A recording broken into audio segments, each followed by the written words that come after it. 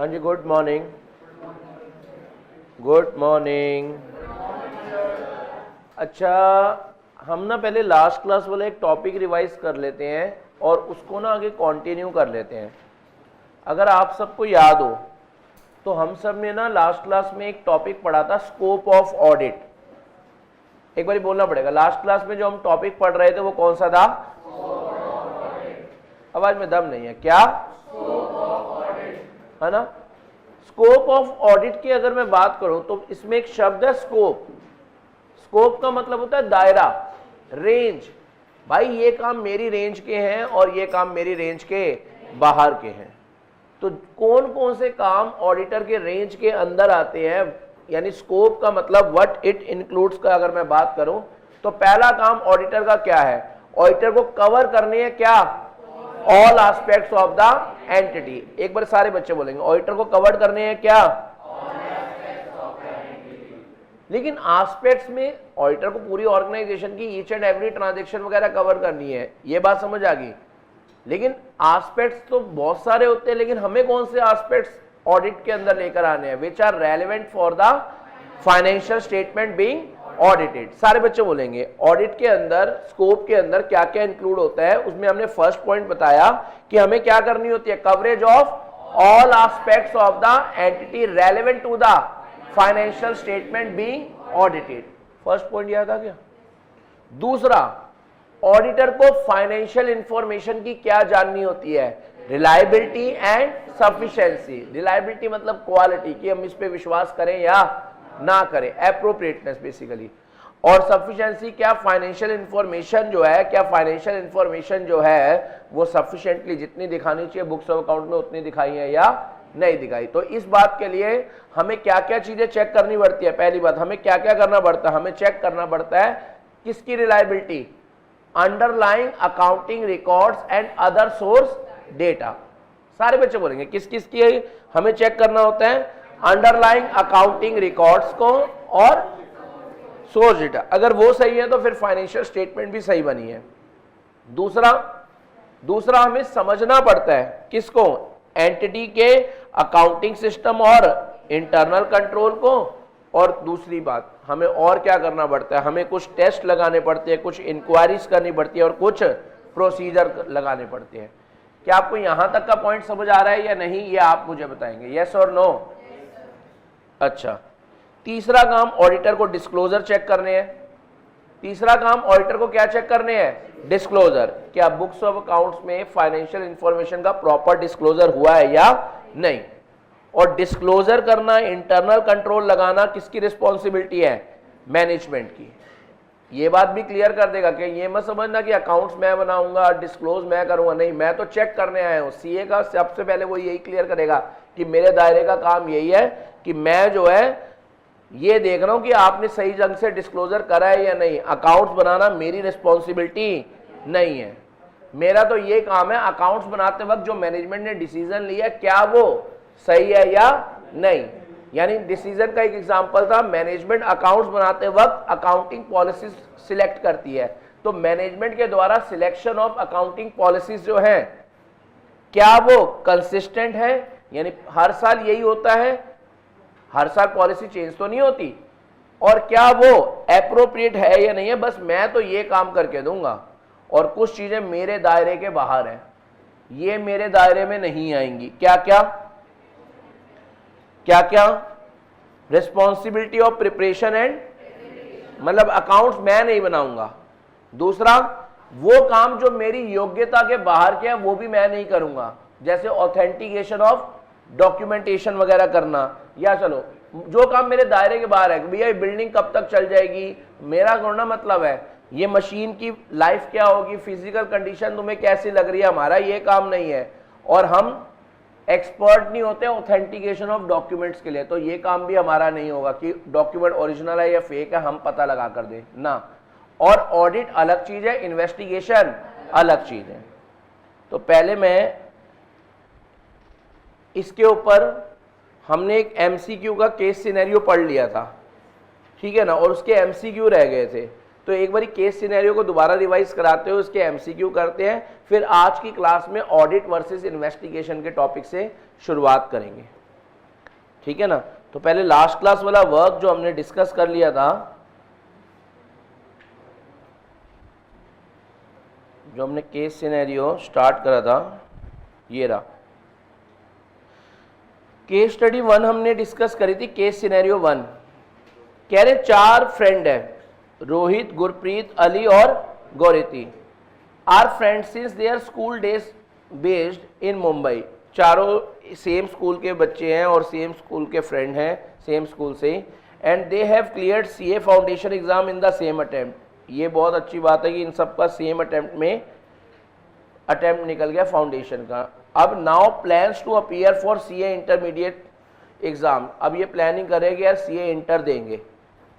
तो all of them are avid news listener, मतलब active news listener है और रेगुलरली ट्रैक पर रहते हैं बिजनेस न्यूज की, even on social media. They are trying to understand new subjects including auditing. तो अब ये कोशिश करें ऑडिट को समझने की। तो रोहित, गुरप्रीत और Ali have also starting attending live coaching classes being conducted by Board of Studies of ICI। Rohit, Gurpreet और अली ने तो बेटा कोचिंग लेना भी स्टार्ट कर दिया, ठीक है ना। लेकिन Gaurti has not been able to join live coaching classes yet as she was away on a holiday with her parents. However she plans to catch it up with her friend very soon, and Ali had also joined the classes but had skipped some of the lecture. कह रहे ये कह रही है मैं एक बार घूम कर आ जाऊं, अभी मैं गई हुई हूँ घूमी घूमी, और जैसे ही घूमी घूमी करके आ जाऊंगी मैं भी ज्वाइन कर लूंगी क्लासेस वगैरह। और अली ज्वाइन करने के बाद भी कुछ लेक्चर स्किप कर रहा है, छुट्टियां कर रहा है। During an informal get together, यानी पार्टी पे, there discussion centre around the new subject of auditing. ये पार्टी में जाकर भी ऑडिटिंग की बातें ही कर रहे हैं। They discuss many things regarding it's nature, scope, benefits and other general practical issues. Goretti was regular in keeping track of audited result of company being published in the leading newspaper, and her view was that audited financial statement of the company gives 100% guarantee. बताओ बेटा, गोरेती कह रही है कि जो audited financial statement होती है वो 100% गारंटी देते हैं। बताओ गोरेती ठीक सोच रही है गलत? इसलिए कह रहे कोचिंग टाइम से लगा लो, इसलिए घूमने चलेगी तो ना, इसलिए इसको कह रहे कोचिंग टाइम से लगा ले, नहीं तो ऐसी ऐसी बातें ही माइंड में आएंगी। Two different stakeholder, and it is the main reason behind so much विश्वास on auditing, but she could not understand why wrong doing in the financial statement are being discovered after many years have gone. लेकिन उसको ये बात नहीं समझ आ पा रही कि जब 100% गारंटी हो जाती है तो बाद में एकदम से अचानक से गलतियां कैसे बाहर आ जाती है कुछ सालों बाद। इनकम टैक्स वाले जब छापा मारते हैं कुछ भी एकदम से पता कैसे चलता है कि इस कंपनी में तो फ्रॉड हो रहे थे, झूठे अकाउंट्स बनाए जा रहे थे। ये बात उसको समझ नहीं आ रही, तो इसलिए तो कह रहे क्या ज्वाइन कर कोचिंग, ठीक है ना। Ali also concurred with her view and added then when financial statement are audited each and every transaction appearing in the books is verified. हम ये मानते हैं कि फिर एक एक ट्रांजेक्शन चेक हुई है, चेक ऑडिटर ने क्या करी होती है, कम करी होती है, पर हम मानते यही है कि उसने एक एक चीज चेक करी है। However, he could not give clarity to गोरेती। Ali कह रहा है और क्लासेस मिस कर, हाँ और क्या, अली क्लासेस मिस करता था, अब कह रहा है मैं लेकिन गोरेती को समझा नहीं पड़ रहा, क्लैरिटी नहीं दे पा रहा। Gurpreet was of the opinion that audit was conducted on the basis of sample checking। कह रहे ऑडिट ना सैंपल चेकिंग की बेसिस पर करा जाता है। This is one of the which limitation, practical, याद आया आपको। And he was also of the view that audited financial statement are not guarantee against the probable wrongdoing in the financial matter। तो भाई ये तो सही कह रहा है, रेगुलर आ रहा है ना क्लासेस में, समझ आ रहा है। ये कह रहा है ऑडिटेड फाइनेंशियल स्टेटमेंट कोई गारंटी नहीं होती कि कुछ financial statement free from material miss statement है, यानी फाइनेंशियल स्टेटमेंट में कुछ गलत नहीं हो सकता, फाइनेंशियल स्टेटमेंट में फिर भी गलत हो सकता है। Not to be left behind, Rohit also jumped in the fray and he supported Gurpreet. Fray मतलब वेटिंग एरिया होता है, फ्रे मतलब वेटिंग एरिया।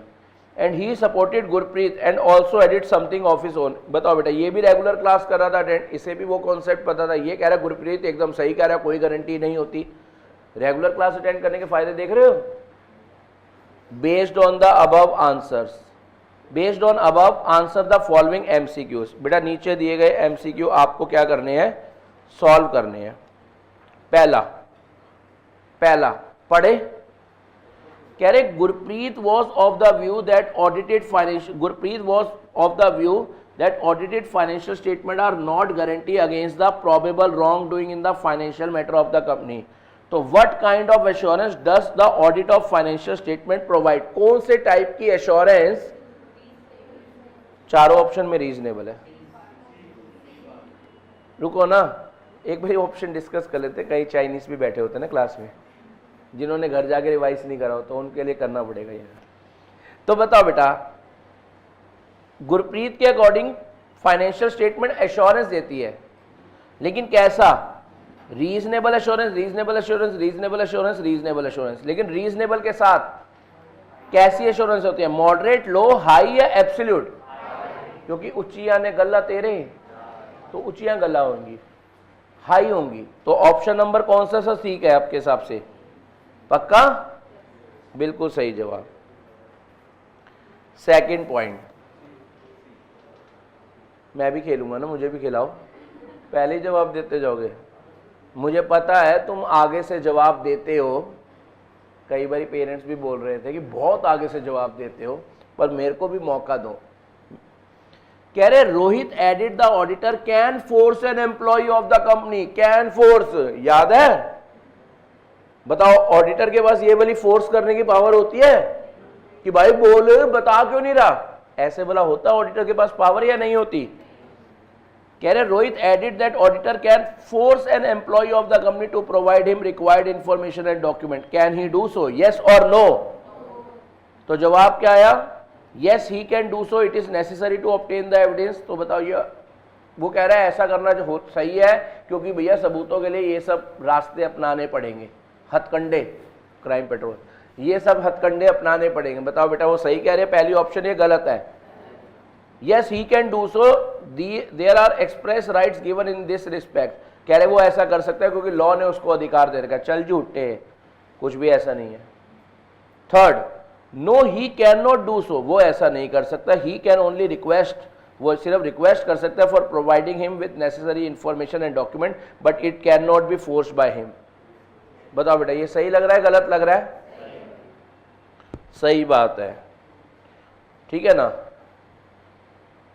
कह रहे no he can not do so, he has no right of information. बताओ, information लेने का तो अधिकार उसके पास होता है ना, रिक्वेस्ट करने का। तो ये डी ऑप्शन भी गलत है। क्या आपको समझ आ रहा है या नहीं आ रहा? थर्ड, अब इसमें मजा आएगा, थर्ड में मजा आएगा। आ जाओ जी, देखते हैं कौन कौन सही बता पाता है। कह रहे हैं Ali had listen in one of the classes that audit cover all aspects of the entity. Ali कह रहा है मैंने एक क्लास में सुना था, अभी लास्ट क्लास में सुना होगा उसने, कि स्कोप के अंदर क्या आते हैं?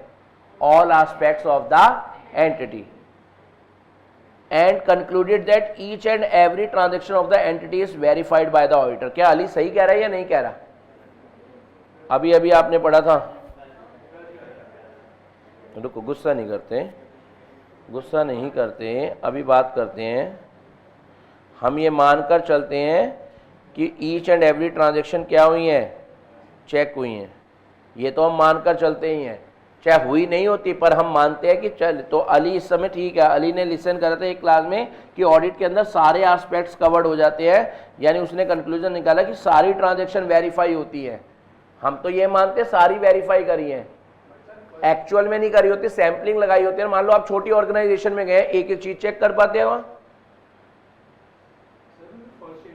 आप बताओ। अच्छा चलो, एक फाइनेंशियल स्टेटमेंट पे लिखा हुआ है वो ऑडिटेड है, अब आप बताओ कौन सी चीज चेक का और कौन सी चीज चेक नहीं है?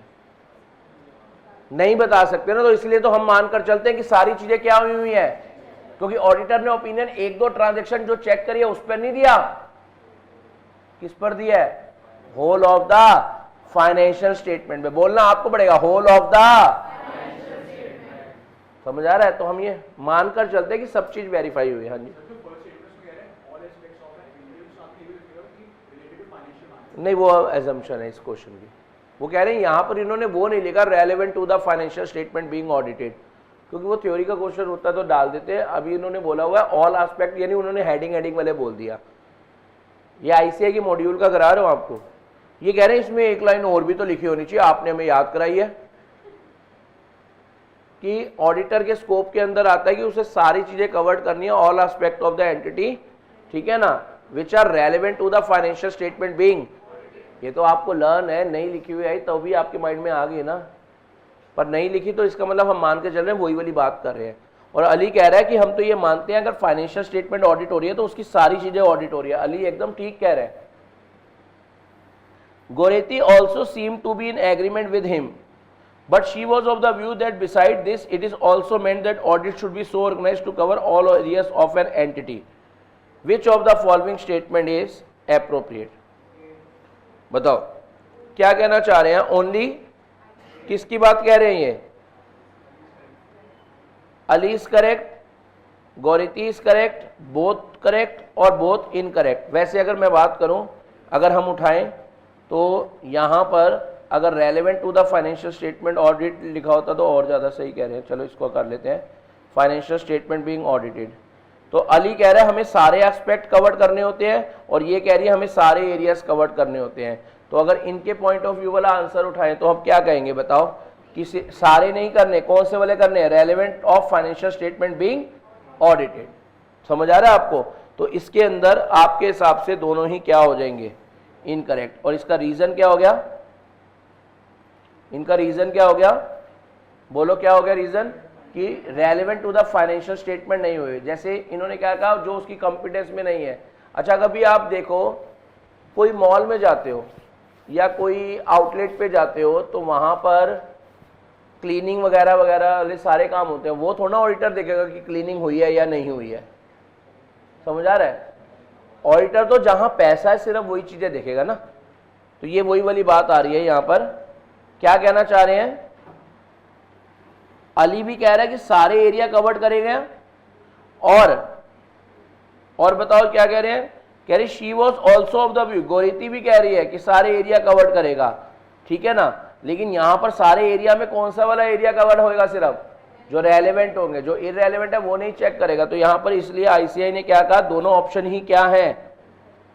इनकरेक्ट, मतलब दोनों गलत है। चलो कह रहे all of them also discussed about the benefit of auditing. इन्होंने ऑडिट के बेनिफिट्स की भी बातें डिस्कस करी थी आपस में। कह रहे which of the following is not a likely benefit of auditing. नीचे में से कौन सा बेनिफिट ऑफ ऑडिटिंग नहीं है? आप पढ़ो और बताओ। कह रहे इनमें से कौन सा आपके हिसाब से बेनिफिट्स ऑफ ऑडिटिंग नहीं है? क्या ऑडिट से फ्रॉड एंड एरर डिस्कवर हो पाते हैं? क्या ऑडिट से हम government authorities can accept the, government authority हमारे ऑडिटेड अकाउंट्स एक्सेप्ट कर लेती है? तो ये भी है, ये भी है। तीसरा, हमें इंटरनल कंट्रोल्स के मेंटेनेंस ऑफ फाइनेंशियल रिकॉर्ड की कमियां पता चल जाती हैं, यस और नो। लेकिन since audit is connected to future event, audited information can be easily relied. बताओ हम रिलाई कर सकते हैं फ्यूचर के बारे में? और बताओ बेटा, auditing is connected to future event और हिस्टोरिकल फाइनेंशियल इंफॉर्मेशन। तो भाई फ्यूचर में तो ऑडिट होता ही नहीं है, तो यानी ये हमारा बेनिफिट नहीं है। फ्यूचर की बातों पर हम ऑडिटर को वैसे भी गारंटी नहीं देता। वो कह रहे फ्यूचर की बातों पर आप आसानी से विश्वास कर सकते हो। कर सकते हो क्या? नहीं कर सकते। चलो, Goretti told her friend that she had read a news report about how company had misled its auditor by producing some fabricated document.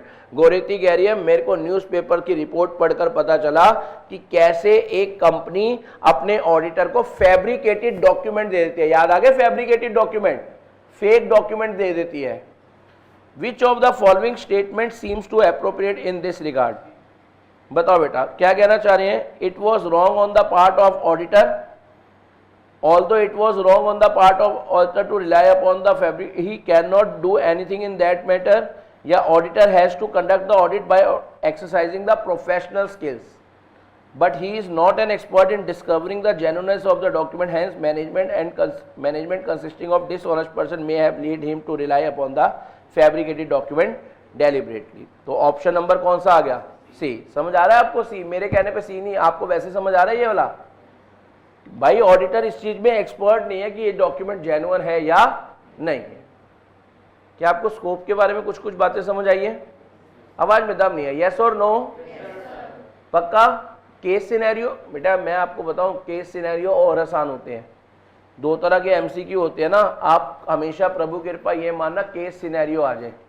तो केस सिनेरियो में क्या होता है, ऊपर ही सारी बातें होती है, आपको याद भी नहीं रखनी पड़ती, वो ऊपर से ही उठा के हो जाती है।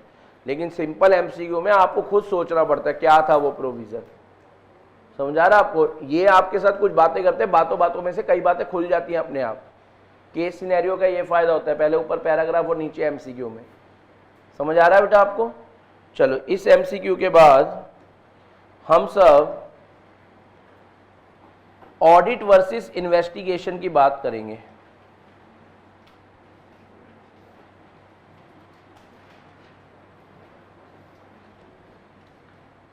तो यहां लिखेंगे ऑडिट, यहां लिख लो बेसिस, और यहां लिख लो क्या, इन्वेस्टिगेशन। हाँ जी, यहां आप लिख लो व्हाट, बेसिस, यहां पर आप क्या लिख लो, ऑडिट, और यहां आप क्या लिख लो, इन्वेस्टिगेशन। तो आओ जरा बात करते हैं पहले पॉइंट। पहला आप लिखो डेफिनेशन, ऑडिट की आप लिखोगे, वो आपको आती है, लिखो जरा। मैं भी लिखूं?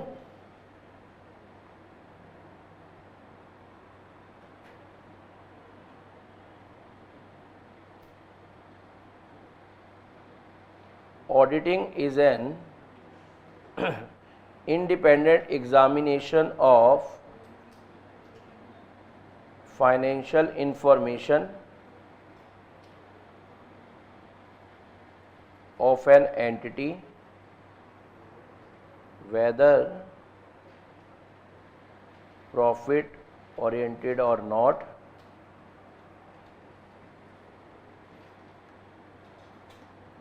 irrespective of the size or legal structure,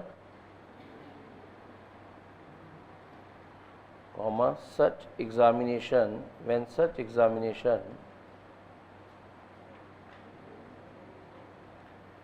is conducted, किस लिए करी जाती है, with a view to express, with a view to express an opinion thereon। समझ आ गया बेटा बात आपको? पक्का वाली? बोलो बेटा, पॉइंट समझ आ रहा है या नहीं आ रहा? अब बात करते हैं इन्वेस्टिगेशन की डेफिनेशन की। सुनना, ये तो आपने मेरे साथ काफी बारी पढ़ लिया, अब आपको लर्न हो चुकी है। ये बात उठती है इन्वेस्टिगेशन की, आना जरा। इन्वेस्टिगेशन के लिए कह रहे हैं, इन्वेस्टिगेशन एक क्रिटिकल एग्जामिनेशन है। सॉरी, ये क्या होती है क्रिटिकल एग्जामिनेशन? हर चीज पर सवाल पूछना है, ऐसा क्यों, शक करना, ऐसा क्यों है भाई, आप बोल रहे हो ये, आपने ये क्यों बोला। जैसे आप देखते हो ना क्राइम पेट्रोल वगैरह में, तो क्या कह रहे हैं, जरा सुनना। इन्वेस्टिगेशन एक क्या होती है, क्रिटिकल एग्जामिनेशन, मतलब जो सामने वाला है ना, जो इन्वेस्टिगेशन करने आया है, जरा सुनना, जो इन्वेस्टिगेशन करने आया है, क्यों आया होगा भाई, कैश में चोरियां हो रही हैं, कैश में चोरियां हो रही हैं, स्टॉक की गोडाउन में से चोरी हो रही है, वो इन्वेस्टिगेट करने आया, क्यों हो रही है, सच का पता लगाने, आखिर चोर है कौन, चोरी क्यों हो रही है, ये सब पता लगाने जो बंदा आता है वो होता है इन्वेस्टिगेटर। और जब वो आता है तो वो हर किसी पर शक की निगाहों से देखता है। ऑडिटर थोड़ा ना शक की निगाहों से देखता है, ऑडिटर तो अपनी निगाहों से देखता है कि सब सही चल रहा है या नहीं, नहीं चल रहा तो मैं बता दूंगा। ये तो शक की निगाहों से देखता है, हर किसी पे सस्पिशियस अप्रोच रखता है, ठीक है ना। इन्वेस्टिगेटर और ऑडिटर में क्या है, ऑडिटर में जिस बात पर ऑडिटर को शक होता है वो वाली बातों पे ज्यादा चेकिंग करता है। उसके ऑडिटर के लिए ये पॉइंट बना है, जे कोई शक नहीं करी चेक नहीं, और इन्वेस्टिगेटर के लिए बना है तूने सब पर ही क्या करना है, शक। तो इन्वेस्टिगेशन एक क्रिटिकल एग्जामिनेशन है, ऐसा क्यों, हर चीज के बारे में पूछो, ऐसा क्यों। समझ आ रहा है आपको? ये बोल रहे हो तो क्यों बोल रहे हो, और ये नहीं बोल रहे तो क्यों नहीं बोल रहे। तो इन्वेस्टिगेशन क्या है, critical examination of accounts with a special purpose. और आपके हिसाब से स्पेशल पर्पस क्या होगा, to ascertain the fact. Investigation कराई जाती है भैया एक्चुअल में घटित क्या हुआ था, उस बात का पता लगाना चाहते हैं, सच सच बात का पता लगाना चाहते हैं। तो इन्वेस्टिगेशन क्या है, एक क्रिटिकल एग्जामिनेशन। बोलना पड़ेगा, इन्वेस्टिगेशन क्या है, एक क्रिटिकल, समझ रहे हो, क्वेश्चनिंग माइंड। भाई ऐसा क्यों, बताओ, मैं आपकी बात क्यों मानूं, प्रूफ करो, ऐसे वाला। जैसे मैं आपसे पूछता हूं, अभी आपको समझ आ जाएगा ऑडिट और इन्वेस्टिगेशन का। मम्मा ने आपसे पूछा सुबह तूने स्कूल जाना है, अपनी बुक्स रख ली बैग में, चेक कर ले। आप गए, चेक करके आ गए, ये आपने कर लिया, ठीक है ना। अच्छा, मम्मा मैं स्कूल से आते हुए लेट हो जाऊंगा। क्यों हो जाएगा, ऐसा क्या करना है तुझे, समझ आ रहा है आपको।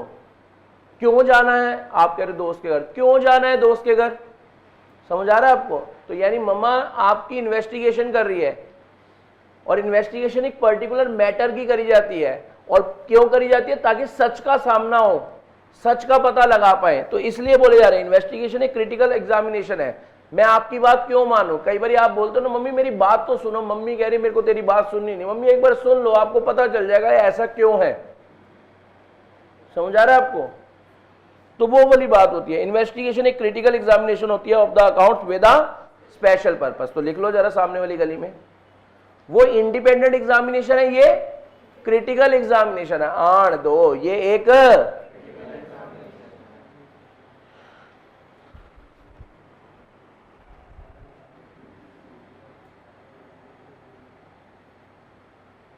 तो investigation is a critical examination of oath.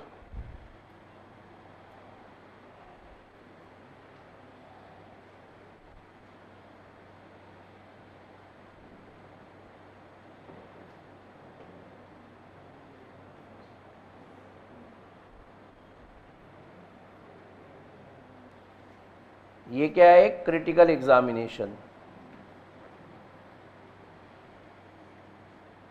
अच्छा, सेकंड, अगर मैं पूछूं यहां पर ऑडिटर का ऑब्जेक्टिव क्या होता है, ऑडिटर का ऑब्जेक्टिव क्या होता है, बताओ ना। To obtain the reasonable assurance whether the financial statement as a whole क्या are free from material misstatement whether caused by fraud और एरर। समझ आ रहा है, यानी यहां पर ऑडिटर और अल्टीमेटली क्या देनी होती है, रिपोर्ट। उसके बेसिस पे वो कंक्लूजन ड्रॉ करता है, कंक्लूजन के बेसिस पर ओपिनियन, और ओपिनियन रिटर्न फॉर्म में देता है रिपोर्ट के रूप में। तो यानी यहां पर क्या होता है, ऑडिटर का ऑब्जेक्टिव क्या होती है, to obtain reasonable assurance, to obtain reasonable assurance लेना, and express the opinion on the financial statement. और इसका होता है टू एस्टैब्लिश द फैक्ट, हुआ क्या था, टू एस्टैब्लिश द फैक्ट। हम फैक्ट का पता लगाना चाहते हैं। अच्छा, अगर मैं आपसे वैसे पूछूं लीगल पावर किसके पास ज्यादा होंगी, हाँ जी, इसके पास पावर ज्यादा होती है, इसके पास पावर कम होती है। समझ आ रहा है आपको, यानी लीगल पावर की जहां मैं बात करूं, यहां तक का पॉइंट समझ आ गया आपको। मतलब कुछ चीजें ऐसी हैं जो ऑडिटर नहीं कर पाता, जैसे क्या आ गया, एग्जामिनेशन ऑन ओथ ऑडिट में नहीं होती, जबकि वहां हो जाती है। लीगल पावर की बात, इसलिए तो हम कह रहे हैं ऑडिटर के पास लीगल पावर कम होती है। क्यों कम होती है, क्योंकि वो एग्जामिनेशन ऑन ओथ नहीं किसी को करवा सकता, शपथ ग्रहण नहीं करवा सकता कि रख इस पे हाथ और बोल तू बोल रहा है जो सच बोल रहा है या नहीं बोल रहा। समझ आ रहा है आपको। उसके बाद लीगल पावर नहीं होती, पावर ऑफ सर्च, सर्च नहीं कर सकता वो। जबकि इन्वेस्टिगेटर कर पाता है। तो इसलिए तो बोल रहे हैं हम क्या, इसलिए तो हम बोल रहे हैं क्या कि यार इन्वेस्टिगेटर के पास पावर ज़्यादा होती है और ऑडिटर के पास लीगल पावर कम होती है। समझ आ गया लीगल पावर्स। अच्छा, आपके हिसाब से स्कोप किसका वाइडर होगा? दोनों तरह के रिप्लाई आए हैं। आपके हिसाब से दायरा किसका बड़ा होगा, ऑडिट का या इन्वेस्टिगेशन का? आवाज में दम नहीं है, क्या कह रहे हो? जानकर खुशी होगी, जवाब एकदम गलत है। ये अलग खुशी होती है कि चल मेरा गलत है तो साथ वाले का भी गलत है, इसका कोई मुकाबला नहीं है बेटा, ये खुशी अलग ही है यार। इन्वेस्टिगेशन होती है सिर्फ कैश की, ऑडिट होता है पूरी फाइनेंशियल स्टेटमेंट का। इन्वेस्टिगेशन होती है सिर्फ स्टॉक की, ऑडिट होता है पूरी फाइनेंशियल स्टेटमेंट का। तो इसलिए साफ साफ सी बात बोल दी गई है 1 मार्कर में, the scope of audit is general and broad whereas scope of investigation is specific. और जे कोई शक नहीं करी चेक नहीं। तो अगर पूछें स्कोप किसका है, ऑडिट में जनरली आप हर चीज चेक करते हैं एंड ब्रॉडर, और यहां पर बताओ क्या होता है, स्पेसिफिक एंड। सर ऐसा क्यों बोल रहे हैं? क्योंकि इसमें हम पूरी फाइनेंशियल स्टेटमेंट चेक करते हैं।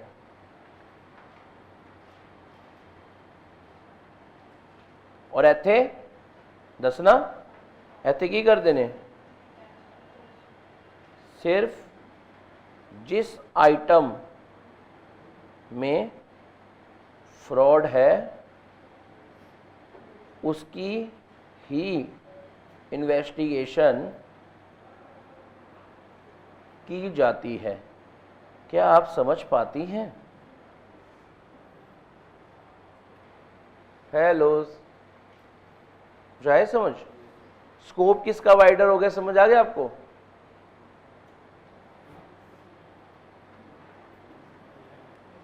एक नीचे नोट लिखना चाहेंगे, an audit is not an official investigation into alleged wrong doing. Audit एक नीचे नोट के रूप में लिखेंगे। ये जहां डिफरेंस खत्म हो गया ना बेटा, ये तो मैंने डिफरेंस आपको टी शेप में बना दिया ताकि आपको कंपैरिजन में समझ आए। आईसीआई ने कोई ऐसे स्पेसिफिकली डिफरेंस बनाकर नहीं दिया, पर आपको बेहतर समझ आए इसलिए मैंने उसको डिफरेंस फॉर्म में टी शेप में कन्वर्ट करके दे दिया आपको। पॉइंट समझ आया? तो नीचे एक नोट लिखेंगे और ये जरूर लिखेंगे, ये लो, ये वाला, an audit is not an audit is not an official investigation. भाई ऑडिट को ऑफिशियल इन्वेस्टिगेशन मत मान लेना, ये ऑडिट के स्कोप में नहीं आता। ऑडिट अलग चीज है, इन्वेस्टिगेशन अलग चीज है। देखो लिखा ना, what it does not include, scope में ये चीज नहीं आती, ऑडिट के स्कोप में ये चीज नहीं आती। क्या नहीं आती? कि हम ऑफिशियल इन्वेस्टिगेशन करके रॉन्ग डूइंग को पकड़ पाए, अलेज कर पाए, इल्जाम डाल पाए। हम वो करने नहीं जा रहे भाई, साफ सी बात है।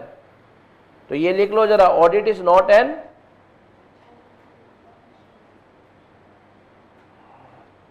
Audit is not an official investigation into alleged wrong doing. ना हम किसी पे इल्जाम लगा रहे हैं तुमने गलत करा, तुमने सही करा, हमारा कोई काम ही नहीं है, हम इन्वेस्टिगेटर थोड़ा है। बोलो जी बोलो, पॉइंट समझ आया या नहीं आया, ये आप सब मुझे बताएंगे। पक्का? चलो जी, बहुत बढ़िया, बहुत बढ़िया।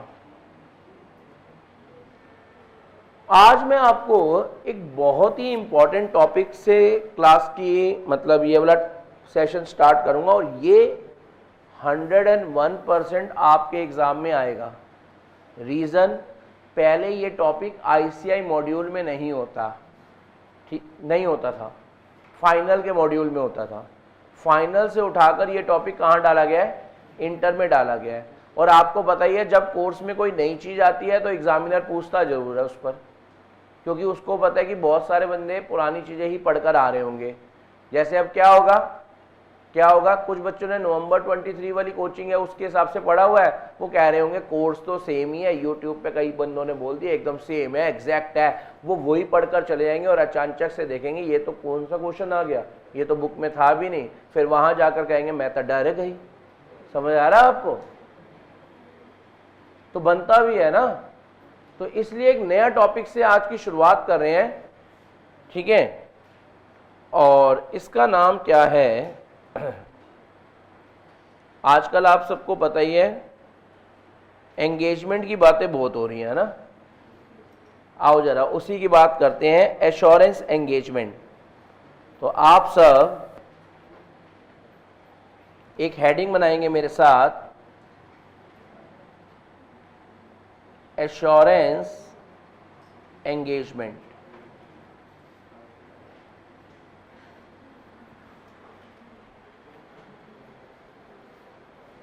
आप सब मेरे साथ एक हेडिंग बनाएंगे, क्या, एश्योरेंस एंगेजमेंट। बना रहे हैं आप सब एक हेडिंग। और इसको जैसे आप स्कूल टाइम में लिखते हो ना, very very very very, time pass नहीं करते थे, वेरी वेरी वेरी वेरी, फिर बोलते थे इंपॉर्टेंट, वैसे ही लिख देना। करते नहीं थे स्कूल टाइम में, very very very very very very very very very, कई बार रजिस्टर के बाहर चले जाते थे वेरी, वापस हाथ पकड़ के लाते थे, इंपॉर्टेंट तो लिख। याद आए वो दिन? बस वही वाली कहानी है। एश्योरेंस एंगेजमेंट, एक टॉपिक स्टार्ट करने जा रहे हैं, वेरी इंपॉर्टेंट। बेटा इसके अंदर ना दो वर्ड है,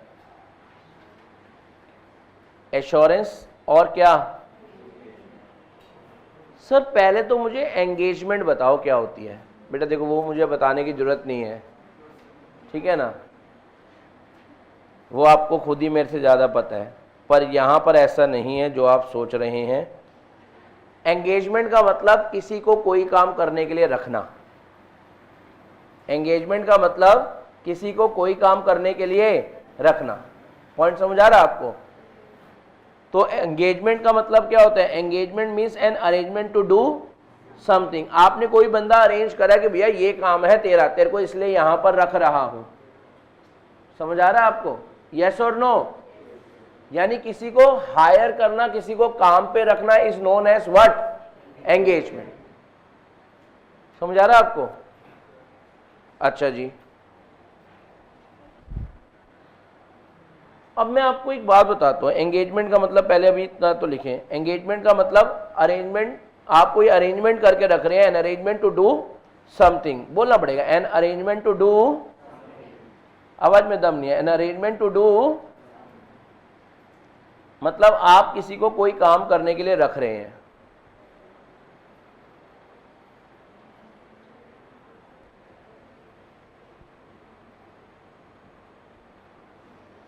तो एश्योरेंस का मतलब क्या होता है सर? एश्योरेंस का मतलब होता है ओपिनियन देना। एश्योरेंस का मतलब क्या होता है? ओपिनियन देना। जितने भी ओपिनियन देने वाले काम होते हैं, भाई तेरा क्या ओपिनियन है इस पर, वो होते हैं एश्योरेंस वाले काम। एश्योरेंस वाले काम समझ गए? यानी जिन भी मैटर्स के ऊपर हमें क्या देने होते हैं, अपने ओपिनियन देने होते हैं। ओपिनियन देने वाले कामों को कहते हैं क्या? एश्योरेंस। जैसे सर ये देखना मेरा आंसर ठीक है, सर ये देखना मेरा ये आंसर ठीक है। हेलो, बोलते हो कई बारी, सर ये देखना ये मैंने नोट्स बनाए हैं ये ठीक है। फिर मैं बताता हूँ यार मेरे हिसाब से ठीक नहीं है, इसमें ये चीजें होनी चाहिए। तो जब मैं बोल रहा हूं मेरे हिसाब से, तो यानी मैं क्या दे रहा हूं? अपना ओपिनियन। आड़ दो, मैं क्या दे रहा हूं? अपना यानी ओपिनियन देने वाले काम पर जब किसी को रखा जाता है तो उसको कहते हैं क्या? Assurance engagement. आड़ दो, क्या कहते हैं? नहीं समझ आया आपको? एश्योरेंस मतलब ओपिनियन देना। तो इन शॉर्ट, जब हम इसको इंग्लिश में भी लिखेंगे, प्रॉपर लिखेंगे, क्योंकि ये क्वेश्चन तो आ ही रहा है आपके एग्जाम में, ये क्वेश्चन तो आ ही रहा है। जब हम ओपिनियन देने वाले काम के लिए किसी एक्सपर्ट को अरेंज करते हैं। आपको वर्ड समझ आ रहा है? अभी तो मैंने सिर्फ नॉर्मल मीनिंग बताया, अभी ये है क्या कुछ भी नहीं बताया आपको। यानी इन दोनों को अगर मैंने ऐड करके लिखा तो वो यही हो गया। तो एश्योरेंस एंगेजमेंट समझ आ गया आपको? जैसे एक एग्जाम्पल करते हैं, आपको समझ आ जाएगा 101%।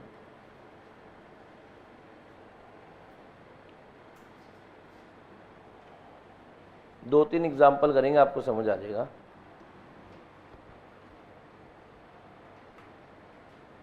ठीक है, वेडिंग का सीजन है ना, उसी हिसाब से एक एग्जाम्पल डिजाइन करते हैं। वेडिंग का सीजन है, उसी हिसाब से एक एग्जाम्पल डिजाइन करते हैं। ये है बेटा हलवाई, ठीक है, ये कौन है? हलवाई, ठीक है। हलवाई ने क्या करा?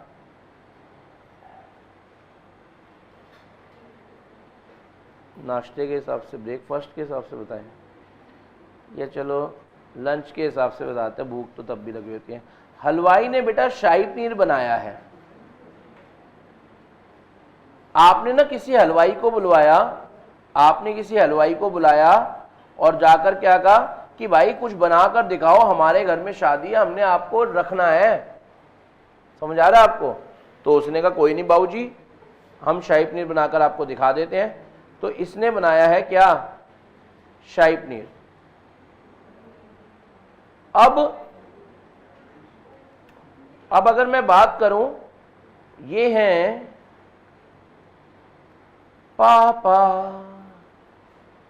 समझ आ गया? वही तो सारे काम संभाल रहे होते हैं घर में जब शादी होती है। पापा आप तो सोए होते हैं, 4 बजे तक पार्टियां करी होती हैं, फिर सुबह उठ के कह रहे होते नींबू पानी कहाँ मिलेगा। समझ आ रहा है आपको? यस और नो? और यही पूछते फिर रहे होते हैं रात को क्या हुआ था। पार्टी में होने के बावजूद भी आप यही पूछते फिर रहे होते हैं रात को कुछ सब ठीक था, क्योंकि आप होश में। चलो आगे बात समझ आ रहा है आपको? तो पापा कह रहे हैं बेटा हमें आज के टाइम की इतनी क्या नॉलेज, हमारे एक बेटा है, ठीक है ना, उसने कर रखी है होटल मैनेजमेंट, उसने कर रखी है होटल मैनेजमेंट, उसे बुलाते हैं, वो बताएगा, वो है प्रॉपर फूडी। समझ आ रहा है आपको? तो उसको बुलाया, पापा ने आवाज लगाई बेटे, ठीक है ना। अब वो बेटा आएगा, बेटा ने क्या कर रखी है? HM होटल मैनेजमेंट कर रखी है। तो उसे पता है कि शाही पनीर में क्या क्या चीजें होनी चाहिए, उसे पता है, मतलब उसके पास कुछ गाइडलाइंस अवेलेबल है। क्या अवेलेबल है? वो देखेगा भाई शाही पनीर का कलर ऑरेंज होना चाहिए। मेरे को एक बात याद आ गई, बताऊं या रहने दो? जैसे हाईवे पे, या पहले चलो ही बता देता हूं, फिर उसके बाद वो करते हैं बात। जरा सुनना। तो बेटा क्या करेगा? गाइडलाइंस के हिसाब से बताएगा पापा इसने शाही पनीर सही बनाया है या नहीं। यानी ये अपना क्या देगा? ये अपना क्या देगा? आवाज में दम नहीं। ये अपना क्या देगा? ओपिनियन। और इसके ओपिनियन के बाद पापा का कॉन्फिडेंस बढ़ जाएगा कि इस हलवाई को रख ही लेते हैं, क्योंकि इसके पास सब कुछ सही बना कर दिया है। और अगर इसने कहा नहीं पापा ये बिल्कुल बेकार है, तो पापा नहीं रखेंगे। तो यानी इस बेटे ने अपने पापा को कॉन्फिडेंस दिया कि ये हलवाई सही कर रहा है या नहीं कर रहा। पॉइंट समझ आया? अब जरा सुनना, ये एश्योरेंस एंगेजमेंट था, क्योंकि यहां पर बेटे को किस लिए बुलाया गया? तुम बताओ कैसा है इसका टेस्ट, सही है या नहीं है। आपको पता है, आपने एश्योरेंस एंगेजमेंट के 5 एलिमेंट डिस्कस कर लिए। जरा सुनना, मैं आपको बताता हूं। सबसे पहले एक सब्जेक्ट मैटर होता है। अच्छा, जब हलवाई की जगह आप कर लो मैनेजमेंट, हलवाई की जगह आप क्या लिख लो? और सब्जेक्ट मैटर में ये जो शाही पनीर है इसकी जगह लिख लो फाइनेंशियल स्टेटमेंट। बोलना बेटा क्या? और जो एक्सपर्ट बुलाया था वो कौन हो गया? और ये कौन हो गए? मेंबर, यानी यूजर ऑफ द।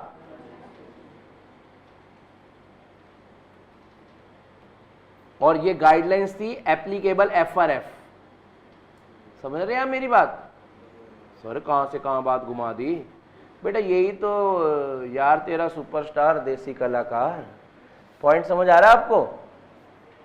यानी इसको ऑडिटर की जगह प्रैक्टिशनर कह सकते हैं। क्या कह सकते हैं?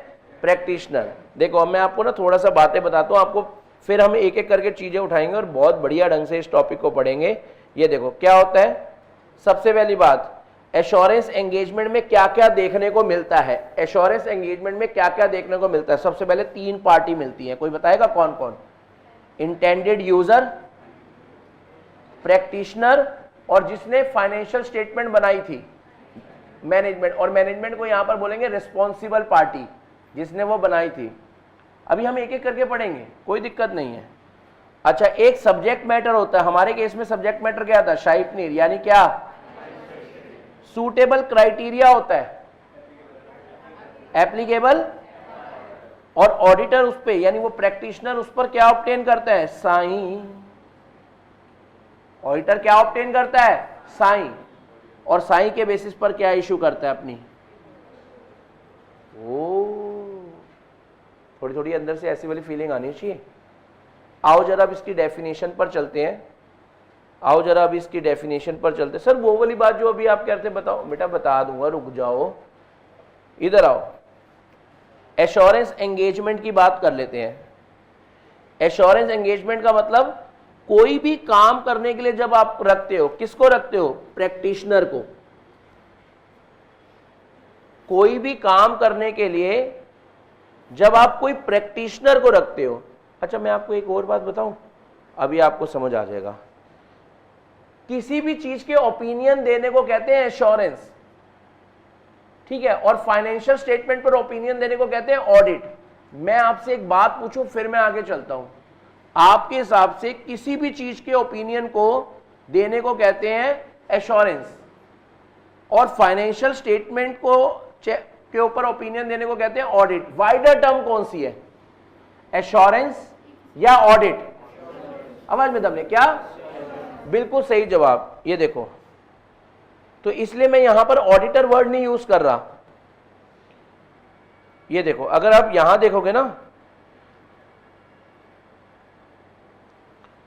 ऑडिटिंग सिर्फ एश्योरेंस देने का काम है। और मैं आपको एक बात पढ़ाना चाहता हूं,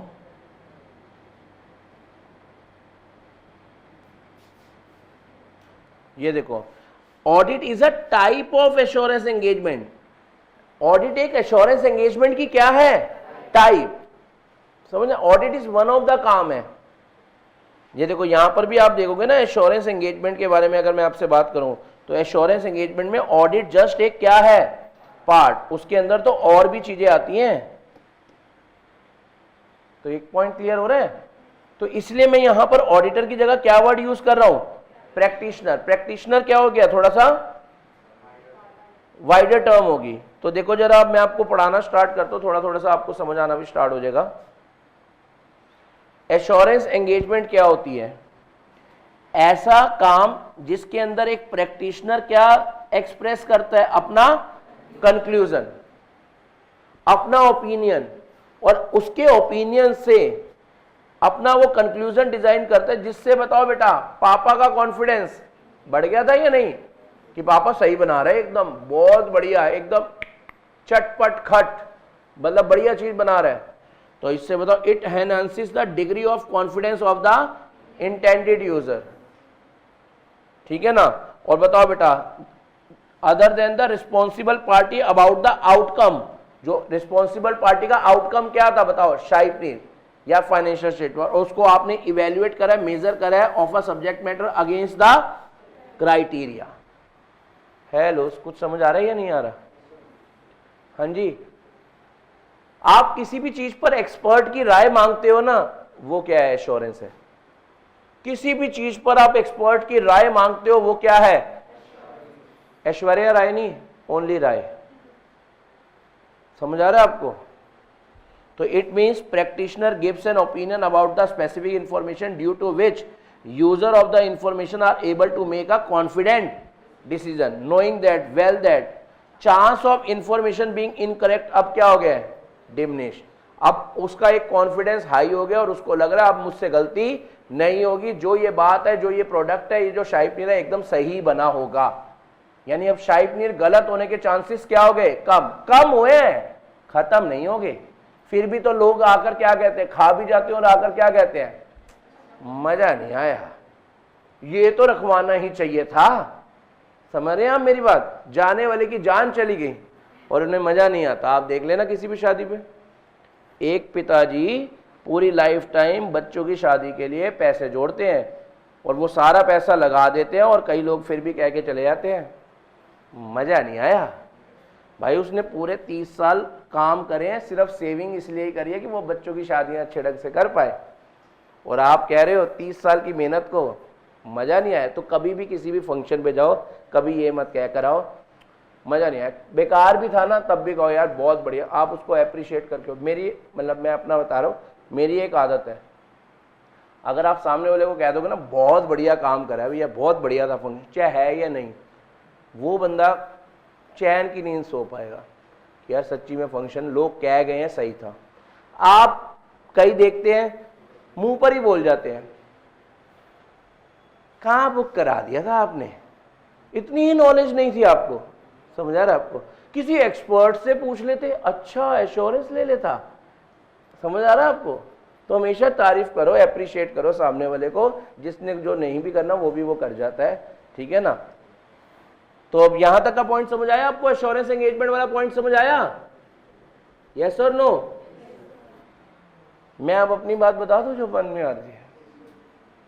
देखो हम ना कहीं पर ऐसे जैसे हाईवे पे जा रहे थे एक जगह से दूसरी जगह, 2 स्टेट्स, एक स्टेट से दूसरी स्टेट, जैसे लेट्स सपोज मैंने फैमिली में ही कह दिया कि ले जा तेनू सत समुद्रों पार, है ना। तो बताओ बेटा एक जगह से हम दूसरी जगह जा रहे थे, अचानक से हाईवे पे फिर सबको भूख भी लगती है, रुकते भी हैं, तो मेरे से पूछा क्या खाना चाहिए, मैं कहा यार दाल रोटी ले लो, हाईवे पे तो ढाबों पे यही सही मिलता है। लेकिन आपको बताइए फैमिली में एक मेंबर अलग सा होता है जो ऐसी चीज मांगेगा जो और कोई खाने में इंटरेस्टेड नहीं होगा, मेरे लिए तो शाही पनीर ही मंगवा लो। अब वो कौन था मैं नहीं बताऊंगा अरे नहीं ये अभी वीडियो YouTube पे जा रहे देख लेगी, मेरे लिए तो क्या मंगवा दो, शाही पनीर, मैं तो शाही पनीर ही खाऊंगी। मैं कहा ठीक है, मैंने शाही पनीर ढाबे का मंगवा दिया, वो ग्रीन कलर का शाही पनीर ले आया, मैंने कहा अब खा। पॉइंट समझ आ रहा है आपको। तो ढाबे पे जब भी रुको ना, जैसे अनऑफिशियल जो ढाबे वगैरह होते हैं, उस पे दाल रोटी ले लो, ज्यादा बढ़िया है, नहीं तो सवारी सामान की खुद जिम्मेवार है। पॉइंट समझ आ रहा है आपको।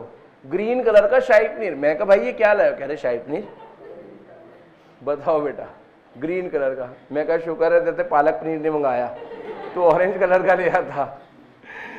चलो एश्योरेंस एंगेजमेंट का पॉइंट आपको समझ आना स्टार्ट हो गया है। एश्योरेंस एंगेजमेंट में क्या होता है जल्दी बताओ, एश्योरेंस एंगेजमेंट में क्या होता है बताओ। आप जब किसी बंदे को ओपिनियन देने के लिए रखते हो, और जिसको आप रख रहे हो वो क्या होगा बताओ, प्रैक्टिशनर। जिसको आप रख रहे हो वो क्या होगा, दम नहीं है, जिसको आप रख रहे हो क्या होगा, है ना। और बताओ बेटा ओपिनियन जानना कौन चाहता है, किसको कॉन्फिडेंस नहीं है उस बात पर, इंटेंडेड यूजर्स को, इंटेंडेड यूजर को, इंटेंडेड किस बात पर नहीं है, जो बात है वो क्या है, सब्जेक्ट मैटर। मेंबर को, कंपनी के मालिकों को ही तो विश्वास नहीं है कि उनके द्वारा, उनकी मैनेजमेंट के द्वारा बनाए गए अकाउंट सही है या नहीं है। जाओ जरा देख कर आइयो जरा यार, समझ आ रहा है, यस और नो। तो इसके अंदर क्या होता है, जो वो सब्जेक्ट मैटर बनाता है उसको कहते हैं रिस्पॉन्सिबल पार्टी। जयकारा आंट दो, क्या कहते हैं हम, जो बोले उसका अटेम्प्ट क्लियर हो जाए बेटा, क्या कहते हैं, चलो सबका हो जाएगा, रिस्पॉन्सिबल पार्टी उसको कहते हैं, समझ आ गया।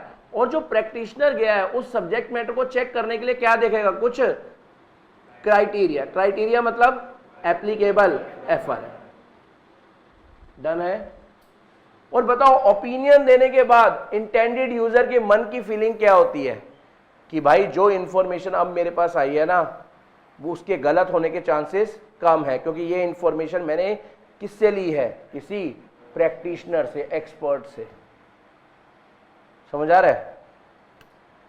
तो ये पॉइंट आप लिखना जरा, ये डेफिनेशन लिखो, assurance engagement,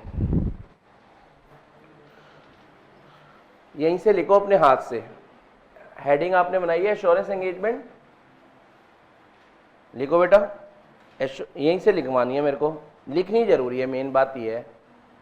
assurance engagement means engagement इन विच, एंगेजमेंट मतलब समझ आ रहा है, आपने किसी को बंदे को रखा है, तो चलो ये बता इसके ऊपर क्या बात करनी है।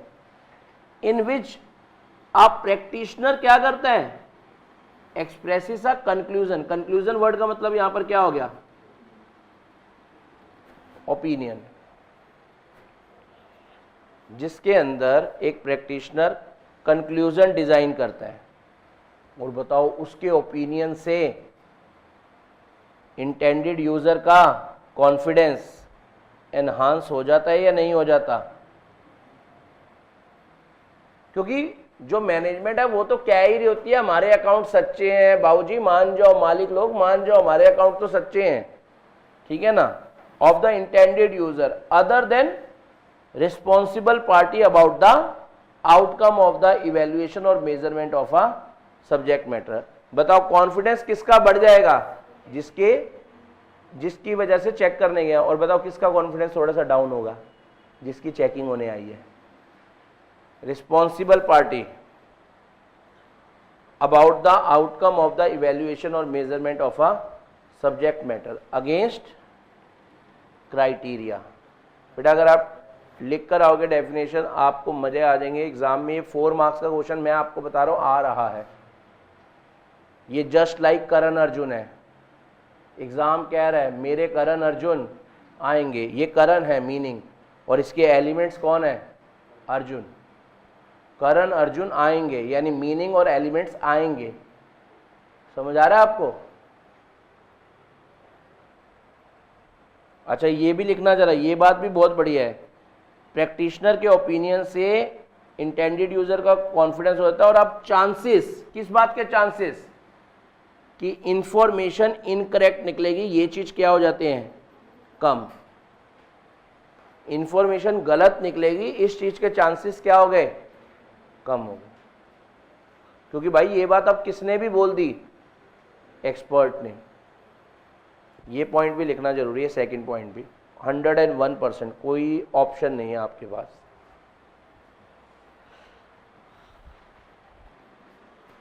It means that practitioner gives an opinion about the specific information due to which user of the information are able to make the confidence से decision।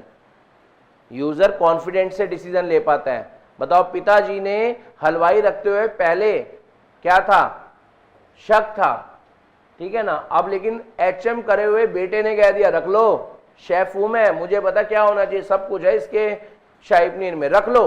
पिताजी ने अब कॉन्फिडेंट के साथ रखा। और अब पिताजी को अब ये बात का कॉन्फिडेंट है, किस बात का, कि जिस हलवाई को मैं रख रहा हूं वो सही होगा, उसके द्वारा बनाया गया शाही पनीर टेस्टी ही बनेगा, ठीक है ना। और शाही पनीर पे डाल देंगे अटरली बटरली डिलीशियस। समझ आ रहा है आपको। अब सुनो, ये लिख लिया आपने, नहीं लिखा अभी,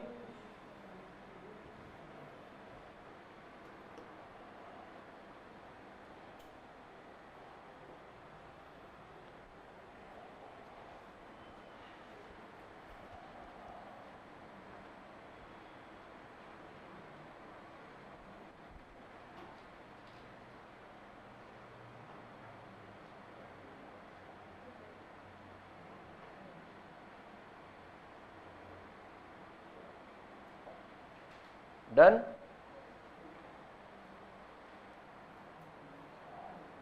अब आपको एक हेडिंग बनानी चाहिए। ये एग्जाम्पल बना लिया था आपने, बनाओ ना, ये इससे ही तो आपको याद आएगा सब कुछ।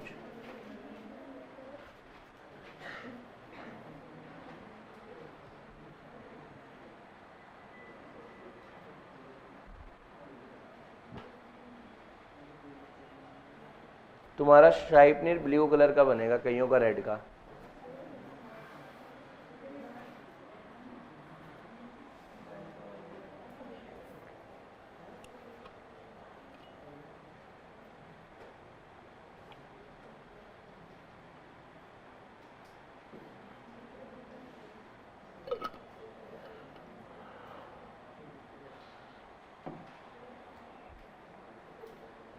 बना लिया बेटा। बेटा ये एग्जाम्पल जरूर बनाया करो, इसको देखकर आपको ना क्लिक कर जाएगा। मैं आपको बताऊं, जब मैं स्टूडेंट था बेटा, अगर किसी टीचर ने ये भी करा है ना, ये भी मैं ये भी नोट कर लेता था, क्योंकि इसका भी क्या पता क्या मीनिंग, क्यों टीचर ने ऐसा करा था। क्लास में जो भी चाहे जैसा मर्जी टूटा फूटा डायग्राम भी बनाया ना टीचर ने, नोट कर लिया करो, इससे आपको बातें याद आ जाएंगी। क्या होता है, ये आपका माइंड है, अगर आप देखेंगे ना ये आपका माइंड है, इसके अंदर रोज बहुत सारी चीज़ें ऐड हो रही हैं, तो जिसकी वजह से जो ऑलरेडी चीज़ें हैं ना वो ख़त्म होती जाती है, नया मालिक आ जाते हैं, अरे आज हम आए हैं, पुराने वाले धीरे धीरे उनकी वैल्यू क्या होती जाती है, कम, और धीरे धीरे ये आपके माइंड से हटता जा रहा होता है। तो वापस याद करने के लिए एक डायग्राम से अगर आपको वापस याद आ जाए तो कितनी बढ़िया बात हो जाएगी, इसलिए बता। तो बाकी देखो जैसे आपको गलत लगे, मतलब सही लगे, एक्चुअल में गलत लगे जो होती है ना चीज़, जो गलत होती है उसमें ज़्यादा मज़ा आ रहा होता है, इसलिए मैं यही बोलता हूँ जैसा आपको गलत लगे। अब आपको लिखना चाहिए क्या, elements of N assurance engagement.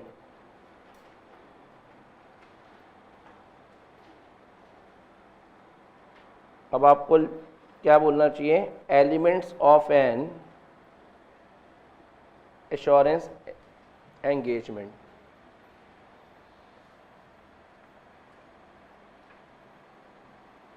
अच्छा, आपके हिसाब से यहाँ ना 5 रुपीज़ का कॉइन बना लो। सर इससे क्या होगा, अगली बार रिवीजन करते वक्त आपको पता होगा कि इसके अंदर कितने एलिमेंट्स होंगे, क्योंकि उस समय इतना कम टाइम होता है कि आप कहते हो यार पता चल जाए क्या क्या दे, फिर 5 आप फटाफट से अच्छा जी ये थे, फिर आगे आप बढ़ जाते हो, नहीं तो पहले आपको काउंट करने पड़ते हैं। तो हमेशा जिस टॉपिक में जितने पॉइंट है उसके साथ लिख लिया करो, 5 है, 4 है, 10 है, 2 है, 3 है, जो भी है। चलो फर्स्ट एलिमेंट आप बताओ, पहला एलिमेंट लिखेंगे, ये एक 3 पार्टी रिलेशनशिप है। पहला एलिमेंट आप अपने हाथ से लिखेंगे क्या, ये क्या है, 3 पार्टी रिलेशनशिप। अच्छा ये 3 कौन कौन होते हैं, एक होता है कौन, प्रैक्टिशनर, दूसरा होता है कौन, रिस्पॉन्सिबल पार्टी, तीसरा होता है कौन। तो आप लिख लो जरा, पहला एलिमेंट 3 पार्टी, सर यहां तो एक नहीं हो पा रही, 3 पार्टी, ये वर्ड अच्छा भी लगता है, रिलेशनशिप, ये 3 पार्टी रिलेशनशिप है। और 3 पार्टी में बताओ कौन कौन आ गया, पहला कौन, प्रैक्टिशनर, दूसरा कौन, रिस्पॉन्सिबल पार्टी, तीसरा कौन, इंटेंडेड यूजर।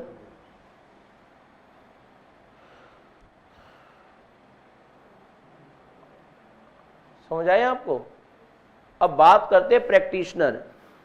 अच्छा मेरा आपसे एक सवाल है, ऑडिटर वाइडर टर्म है या प्रैक्टिशनर, क्योंकि प्रैक्टिशनर और भी तरह के काम करता है, कोई भी एक्सपर्ट को हम प्रैक्टिशनर कह रहे हैं। तो ऑडिटर किस चीज में एक्सपर्ट है, फाइनेंशियल स्टेटमेंट में, तो वो उसका एक पार्ट है। बार बार मैं बोल रहा हूं auditing is a type of assurance.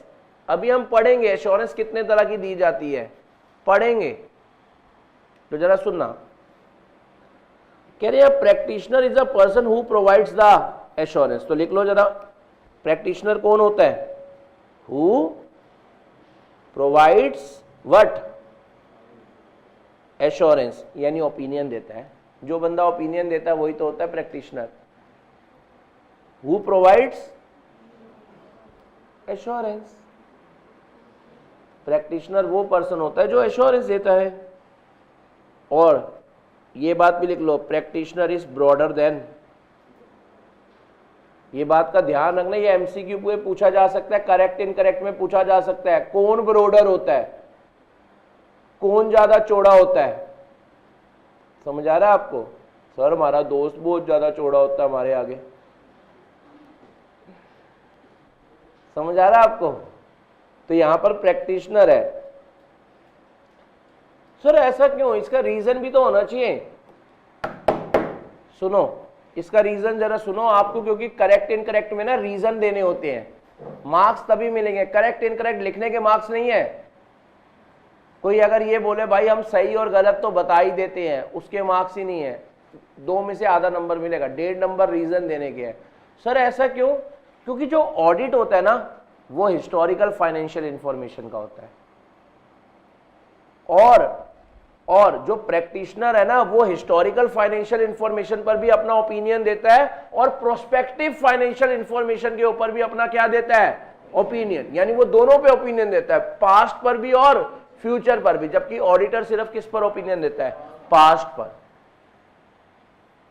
समझ रहे हैं मेरी बात? लिखो ये line, audit is related to historical financial information whereas practitioner may provide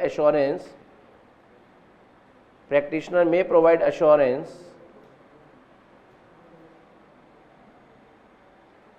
not necessarily related to the HFI। HFI मतलब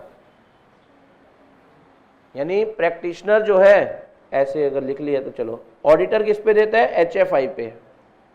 HFI समझ गए? और प्रैक्टिशनर हिस्टोरिकल फाइनेंशियल इंफॉर्मेशन पर भी देता है और प्रोस्पेक्टिव फाइनेंशियल इंफॉर्मेशन पर भी देता है। याद आया हमारी फर्स्ट क्लास? बेटा पढ़ाई हुई सारी बातें काम आएंगी। मैं आपको बोल रहा हूं 10 क्लासेस के बाद आपकी लैंग्वेज, ये बेसिक क्लासेस चल रही हैं, ये बेस बन गया ना पूरी ऑडिट में, आपको टर्मिनोलॉजी समझ आ गई तो पढ़नी आ जाएगी। कई बार आपने सुना होगा, यार मुझसे इंग्लिश पढ़ी नहीं जाती। अगर आपको इंग्लिश के सभी वर्ड्स के मीनिंग पता हो तो आप इंग्लिश पढ़ लेंगे। भाई मुझे संस्कृत ना टफ लगती है। अगर आपको संस्कृत के सारे मीनिंग पते हो, इसके मतलब ये होता है इसका, फिर पढ़ना कोई टफ नहीं है। तो यानी जब आपको कोई सब्जेक्ट के मीनिंग पता चल जाएंगे तो आपके लिए पढ़ना टफ नहीं है। तो रीजन यही है, ठीक है ना? अच्छा जी, दूसरा कौन होता है, रिस्पॉन्सिबल पार्टी, मतलब जिसने क्या प्रिपेयर करा है। रिस्पॉन्सिबल पार्टी कौन होती है? Is the party responsible for preparation of subject matter. तो ये कौन करती है, responsible party, preparation of subject matter. और इंटेंडेड यूजर, थर्ड पार्टी कौन होगी, इंटेंडेड यूजर। ये कौन होगा, फॉर हुम N assurance report is prepared, यानी जिसके लिए ओपिनियन वाली रिपोर्ट बनाई जा रही है, और ये पर्सन उस रिपोर्ट का यूज करके क्या लेता है, अपनी डिसीजन। समझ आ रहा है आपको? तो यानी फॉर हुम assurance report is prepared plus on the basis of assurance report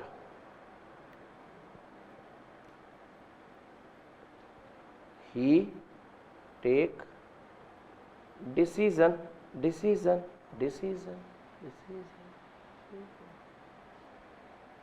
पहला एलिमेंट समझ आ गया क्या होते हैं, कितने रिलेशनशिप, 3 पार्टी रिलेशनशिप। दूसरा पॉइंट, दूसरा एलिमेंट बताओ क्या होता है, एक एप्रोप्रिएट सब्जेक्ट मैटर। लिखो,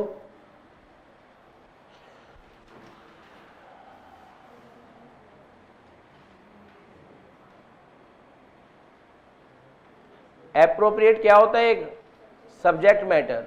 लिखो जरा सेकंड पॉइंट, इसके अंदर एप्रोप्रिएट सब्जेक्ट मैटर होता है। अच्छा, सब्जेक्ट मैटर का मतलब कोई इंफॉर्मेशन होती है जिसके बारे में आप ओपिनियन जानना चाहते हैं।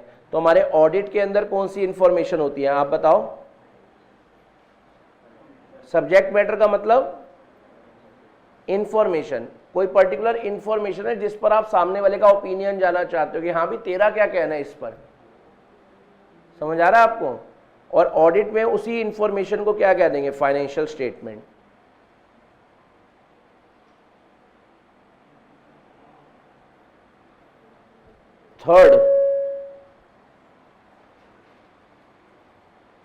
थर्ड एलिमेंट, सूटेबल क्राइटेरियाज होते हैं इसमें। थर्ड एलिमेंट क्या होता है, आवाज में दम नहीं है, क्या होता है बेटा? और बताओ, क्राइटेरिया मतलब standards, guidance, laws, rules and. तो हम सीधी सी बात कर सकते हैं, क्राइटेरिया के नीचे आप क्या लिख सकते हो, एप्लीकेबल, अगर ऑडिट के हिसाब से समझना है तो।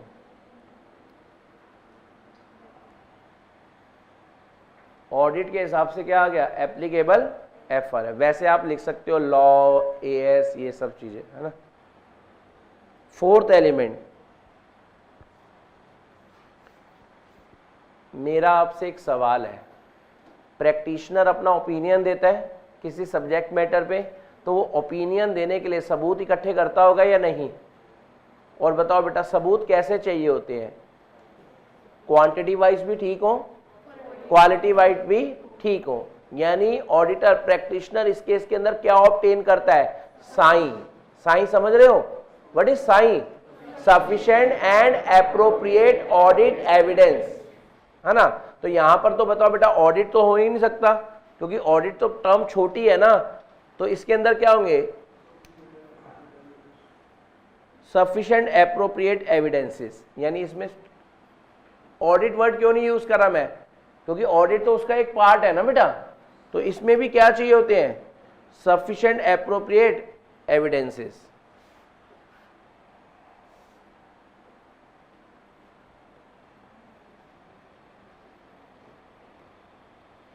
मेरा आपसे एक सवाल, सफिशिएंट वर्ड का मतलब आप क्या कहना चाहेंगे? जल्दी बताओ। Quantity of evidence.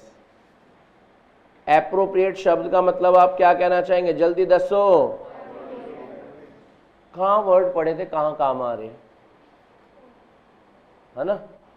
समझ आ रहा है आपको? और एविडेंस का मतलब तो आपको बताइए, जिस इंफॉर्मेशन के बेसिस पर ऑडिटर कंक्लूजन पर पहुंच पाता है और अल्टीमेटली अपना ओपिनियन दे पाता है।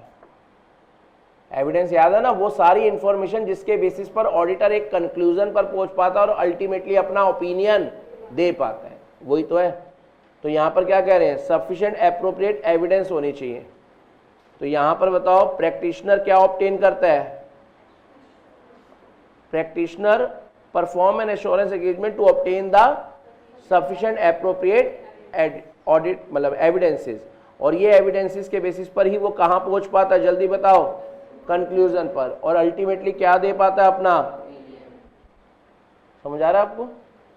यस और नो? देख लो, कोई शक है तो बताओ। तो ये लिख लो, ये वाला पैराग्राफ लिख लो अपने हाथ से। तो और ये बात लिख लेना, evidence should be both sufficient and appropriate, मतलब ऐसे लिख सकते हो, evidence should be both sufficient and appropriate.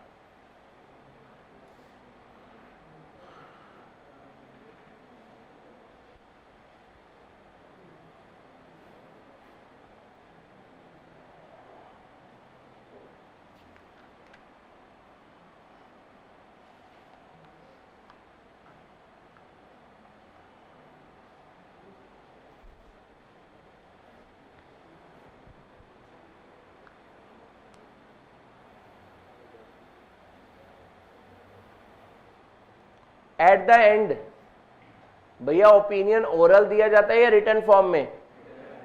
और रिटर्न फॉर्म में ओपिनियन देने को क्या कहते हैं? यानी a written assurance report in appropriate format. मैंने आपको बताया था ना, रिपोर्ट देने के भी फॉर्मेट होते हैं ना, आप उसी फॉर्मेट में रिपोर्ट दोगे ना, ठीक है ना।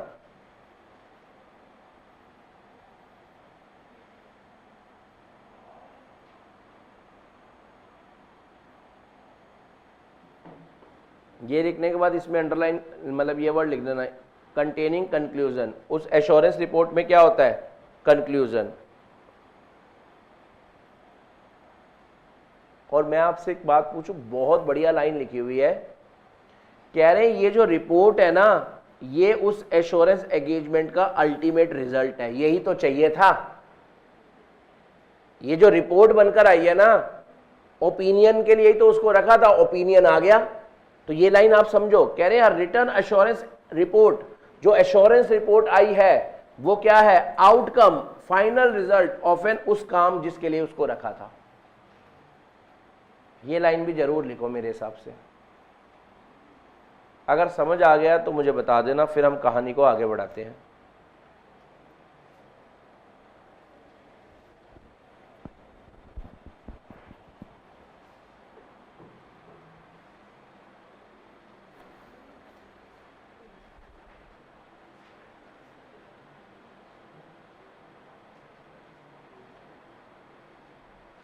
मजाक मजाक में एश्योरेंस और उसके एलिमेंट्स हो गए हैं। अब मैं आपको बड़ी देर से ना एक बात बोल रहा हूं, बहुत देर से एक बात बोल रहा हूं। क्या बात बोल रहा हूं कि यार जो एश्योरेंस होती है, ऑडिट जस्ट उसका एक पार्ट है। तो सर और एश्योरेंस में क्या क्या चीजें आ जाती हैं वो बताओ आप। ठीक है, मैं आपको बताता हूं। ये नोट कर लिया आप सभी ने? डन? कोई रह तो नहीं गया बेटा? बहुत बढ़िया। अब मैं आपके साथ एक बात करूंगा।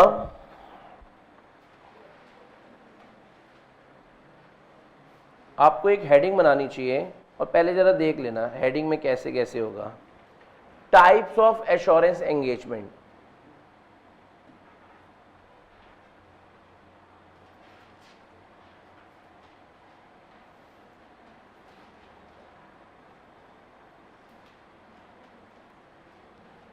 Types of assurance engagement.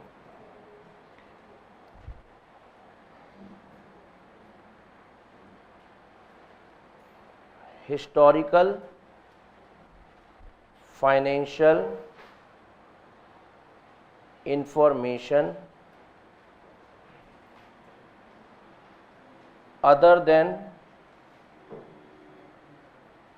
historical, financial information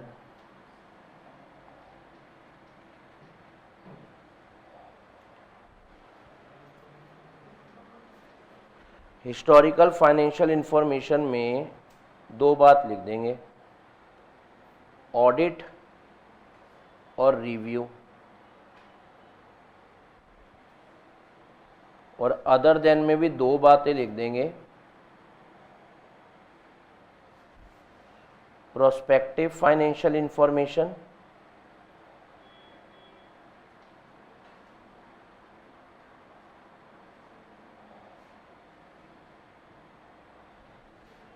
और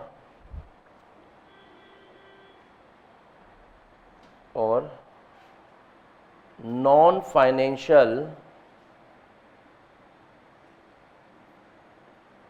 इंफॉर्मेशन। और नॉन फाइनेंशियल इंफॉर्मेशन के लिए लिखेंगे आप assurance regarding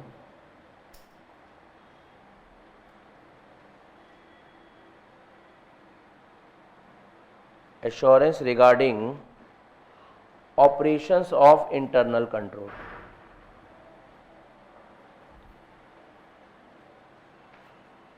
Assurance regarding operations of controls।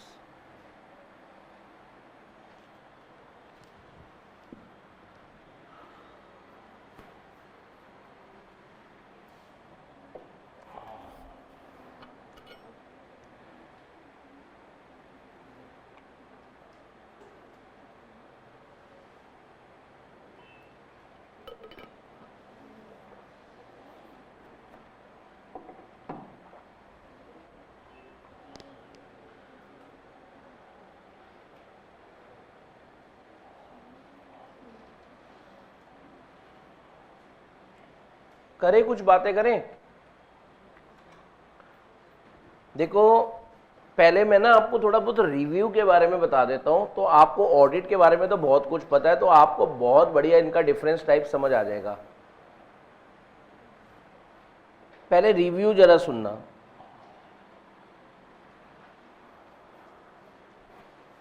एक एग्जांपल से आपको बताता हूं। एक बात बताओ, जो लिस्टेड कंपनीज होती हैं, एक बार बोलना पड़ेगा, जो क्या बोलेंगे तो तभी फायदा होगा, क्योंकि ये शब्द नया आपके साथ आ रहा है। देखो आपके टॉपिक है ऑडिट वर्सेस रिव्यू, बताओ ठीक है ना। और रिव्यू को लिमिटेड एश्योरेंस एंगेजमेंट कहते हैं। समझ आ रहा है आपको? तो ये अगर आपने समझना है तो आपको जयकारे लगाने पड़ेंगे, ठीक है ना। मेरे ख्याल से आप मेरी बात समझ पा रहे हैं। रिव्यू के बारे में अगर आपको समझना है, ये एग्जाम्पल सुनो और बोलना मेरे साथ साथ। बेटा आप सबको पता होना चाहिए जो कौन सी कंपनीज होती हैं, लिस्टेड कंपनीज। सारे बच्चे बोलेंगे जो कौन सी कंपनी होती है, नहीं मजा नहीं आया, कौन सी? जो लिस्टेड कंपनीज होती है ना, उनको ना क्वार्टरली, क्या ली, काम नहीं बनेगा, चलो कोई नहीं, उनको क्या, अच्छा साल में कितने क्वार्टर होते हैं, और कईयों के तो दिन में, आगे बात करेंगे। आप कह रहे हो साल में 4 क्वार्टर होते हैं, क्वार्टर 1, वो तो बाद अधिया, फिर कम वधिया। चलो क्वार्टर 1, क्वार्टर 2, क्वार्टर 3, क्वार्टर 4, साल में 12 महीने होते हैं तो 3-3 महीने के 4 क्वार्टर हो गए। आपको पता है जो लिस्टेड कंपनी होती है ना, जो कौन सी कंपनी होती है बेटा, उनको quarterly results, quarterly operation result publish करने होते हैं in the newspaper. Quarterly operational result, हाँ भी फर्स्ट क्वार्टर में क्या हुआ, आप कह रहे हो कुछ नहीं हुआ, ओह सॉरी, फर्स्ट क्वार्टर में क्या हुआ, क्या कमाया तुमने, क्या करा तुमने, बताओ तो सही जरा। सेकंड क्वार्टर के बाद क्या हुआ समझ रहे हो आप बात, तो बताओ यार, अभी पूरी फाइनेंशियल स्टेटमेंट तो बनी नहीं है, पूरी फाइनेंशियल स्टेटमेंट बनती तो हम सीए से चेक करवाकर उसका ऑडिट करवा लेते हैं, लेकिन यार ये क्वार्टरली ऑपरेशनल रिजल्ट को भी तो पब्लिक पढ़ेगी, तो हम क्या करवाते हैं, इन सब के लिए रिव्यू करवा लेते हैं। चार्टर्ड अकाउंटेंट को कहते हैं एक बार नजर मार ले भाई, क्योंकि तू रिव्यू कर देगा ना, तू कह देगा ना हाँ सब तो ठीक है, वो कहेगा भाई मैं कैसे कह दूं, अभी तो बहुत कुछ आना बाकी है इसके अंदर, अभी कह रहे तू बस रिव्यू कर दे, हम तेरे को ये थोड़ा कह रहे तू रीजनेबल एश्योरेंस दे, तू क्या दे, लिमिटेड एश्योरेंस दे, लिमिटेड एश्योरेंस, हम ये नहीं कह रहे रीजनेबल, क्योंकि रीजनेबल तो हाई लेवल की एश्योरेंस होती है, हम कह ही नहीं रहे तू हाई लेवल का कॉन्फिडेंस दे, तू बस रिव्यू कर दे यार, क्योंकि तूने बोल दिया ना ठीक है, तो लोगों को एक अलग हौसला आ जाता है, समझ आ रहा है आपको, सबको एक हौसला हो जाता है, हाँ भाई सही ही होगी, चार्टर्ड अकाउंटेंट कह रहे हैं, तो यानी चार्टर्ड अकाउंटेंट ऑडिट वाला काम भी करता है और रिव्यू वाला काम भी करता है। ओ मतलब ऑडिट वाले काम में तो वो क्या देता है, रीजनेबल एश्योरेंस, लेकिन रिव्यू वाले काम में वो क्या देता है, भाई मेरा लिमिटेड, मतलब लिमिटेड समझ रहे, और रीजनेबल में तो बताओ कैसी वाली एश्योरेंस मिलती होगी, हाई, लिमिटेड में बताओ, लिमिटेड में बताओ क्या मिलेगी, समझ आ रहा है आपको, limited assurance provide lower level of assurance. आपने कोई पूरा ऑडिट थोड़ा, सब चीजें थोड़ा चेक कर दी, ये तो 2-3 महीने की बात थी, हमने देख के बता दी, यस और नो, समझ आ रहा है आपको। तो ऑडिट हमेशा क्या है बताओ, ऑडिट में हम क्या देते हैं, जल्दी दसना, रीजनेबल एश्योरेंस। ऑडिट में हमेशा हम क्या देते हैं, और रिव्यू में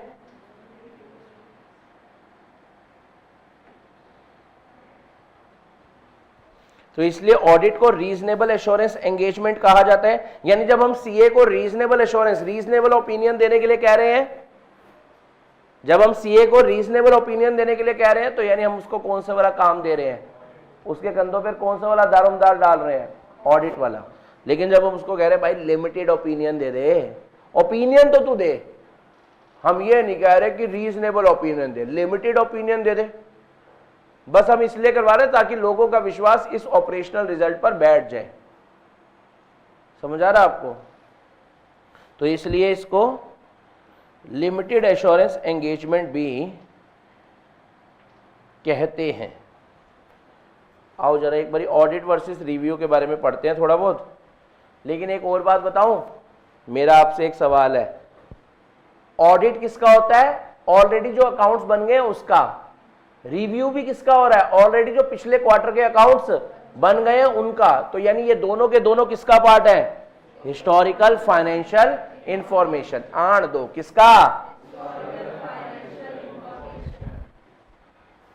कुछ समझ आ भी पा रहा है या नहीं आ पा रहा भाई। एक क्वार्टर बीत गया, उसके ही तो ऑपरेशनल रिजल्ट पब्लिश हुए होंगे, यानी ये सब चीजें हो गई। यानी चाहे ऑडिट है या जो रिव्यू है वो किस पर होता है, पास्ट, यानी जो होना सी हो गया। हुण की करिए की करिए ऑडिट करिए या रिव्यू करिए। समझ आ रहा है आपको। ये देखो कह रहे we have learn that audit is a reasonable assurance engagement. Yes, हमें तो पता ही है ऑडिट एक रीजनेबल एश्योरेंस एंगेजमेंट है, because it provide reasonable assurance. अरे वाह, क्या बात बोली है। हाउएवर, कौन सा ever, however review is a limited assurance engagement. क्यों? क्योंकि it provides lower level of assurance than audit. से कम एश्योरेंस होती है इसके अंदर। Further review involves fewer procedure. Review करते वक्त हम बहुत कम प्रोसीजर लगाते हैं, क्योंकि हमारे को कैसा वाला ओपिनियन देना है, लिमिटेड वाले के हिसाब से। तो फर्दर रिव्यू इन्वॉल्व्स क्या, fewer procedure and gather sign on the basis of which limited conclusion can be drawn. However both are audit and review are related to the financial statement prepared on the basis of historical financial information. समझ आ रहा है आपको? बोलो बेटा yes और no. तो अब जरा सुनना,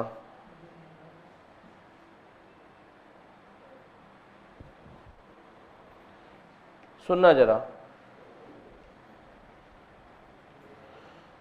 कह रहे हैं टाइप्स ऑफ एश्योरेंस एंगेजमेंट। अभी बनवाएंगे, नोट्स बनेंगे इसके, टेंशन नहीं, पहले जरा समझेंगे ना, पहले समझ ले, माइंड में फिट हो गया तो फिर काम करते हुए भी अच्छा लग रहा होता है। Types of assurance engagement, reasonable assurance engagement versus limited assurance. As already discuss, assurance engagement provide assurance to the user, the difference is of the degree. अगर रीजनेबल है then it is audit provide reasonable which is high level of assurance, और limited assurance का मतलब क्या हो गया, lower level of assurance than audit. It only gives a moderate level of assurance. सही सही हौसला है, ऐसा नहीं है कि सीए बोल रहा है तो बिल्कुल ही लो हौसला है। हौसला तो है ठीक ठीक का, उसमें हाई का, ऑडिट में हाई का, रिव्यू में ठीक ठीक। समझ आ रहा है आपको? यस और नो। लोअर देन किससे है, रिव्यू में हौसला लोअर देन किससे है, ऑडिट से, पर इतना भी लोअर नहीं है कि आप उसको मॉडरेट से भी नीचे ले जाए। मॉडरेट, मीडियम, ठीक ठीक। जैसे आप क्या बोलते हो ना, बाकी सब ठीक, बस चल रहा है, बस बस चल रहा है। समझ आ रहा है आपको? तो देखो, reasonable assurance engagement, limited assurance engagement. Reasonable assurance engagement provide high level of assurance, लेकिन limited assurance engagement provide lower level of assurance than यानी ऑडिट। और इसमें बताओ बेटा आप क्या करते हो, प्रोसीजर्स, बोलो ना बेटा, प्रोसीजर्स ज्यादा लगाते होगे और इसमें प्रोसीजर्स कम लगाते हो। यस और नो? और बताओ बेटा, इसमें आप ड्रॉ करते हो reasonable on the basis of sine, ठीक है ना, और यहां पर it involves obtaining sign to draw limited conclusion. और एग्जांपल क्या हो गया, इसका एग्जांपल हो गया ऑडिट, और इसका एग्जांपल लिमिटेड का क्या हो गया, रिव्यू, और रीजनेबल का क्या हो गया। समझ आ रहा है आपको ये डिफरेंस पक्का वाला? तो अगर आपसे कोई पूछ ले,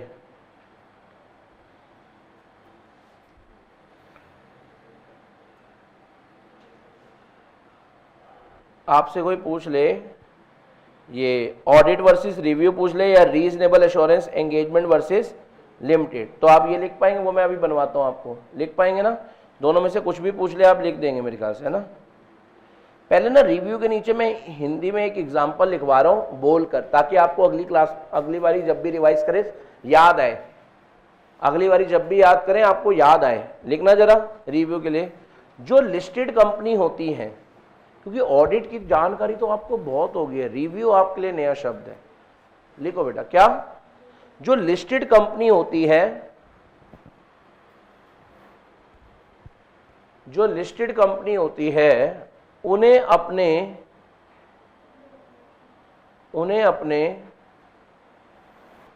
क्वार्टरली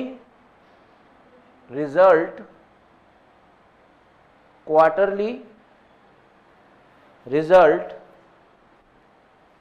पब्लिश करने होते हैं। तो उनके लिए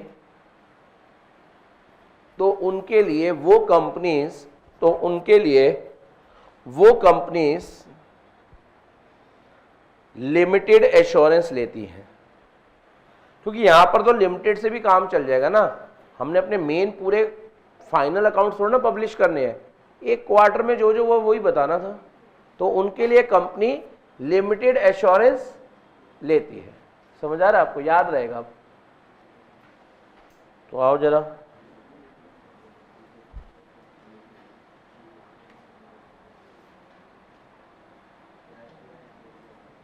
इसको और आगे बढ़ा दें यहीं से ही। अच्छा, इसमें प्रोसीजर ज्यादा और इसमें procedure for obtaining sign, sufficient appropriate evidence, और इसमें लेस प्रोसीजर लगाए जाते हैं, इसमें लेस प्रोसीजर लगाए जाते हैं। समझ रहे हैं मेरी बात? For obtaining sign. अच्छा,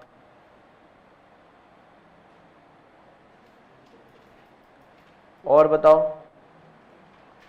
नहीं, ये मत बोलना सब बढ़िया। और बताओ इसके अंदर और क्या लिखेंगे?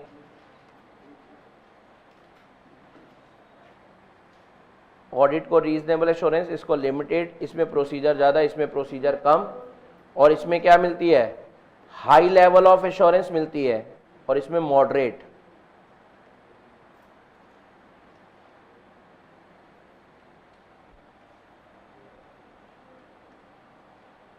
है ना? इसमें हाई लेवल ऑफ एश्योरेंस मिलती है ऑडिट में, और इसमें मॉडरेट, या ऐसा कंपैरिजन फॉर्म में भी कह सकते हैं, ऑडिट में एश्योरेंस ज़्यादा, इन दोनों का अगर ऑडिट में एश्योरेंस ज़्यादा एज कंपेयर टू रिव्यू, क्योंकि उन्होंने उस तरीके से बोला हुआ है ना, ऑडिट में एश्योरेंस ज़्यादा एज कंपेयर टू रिव्यू।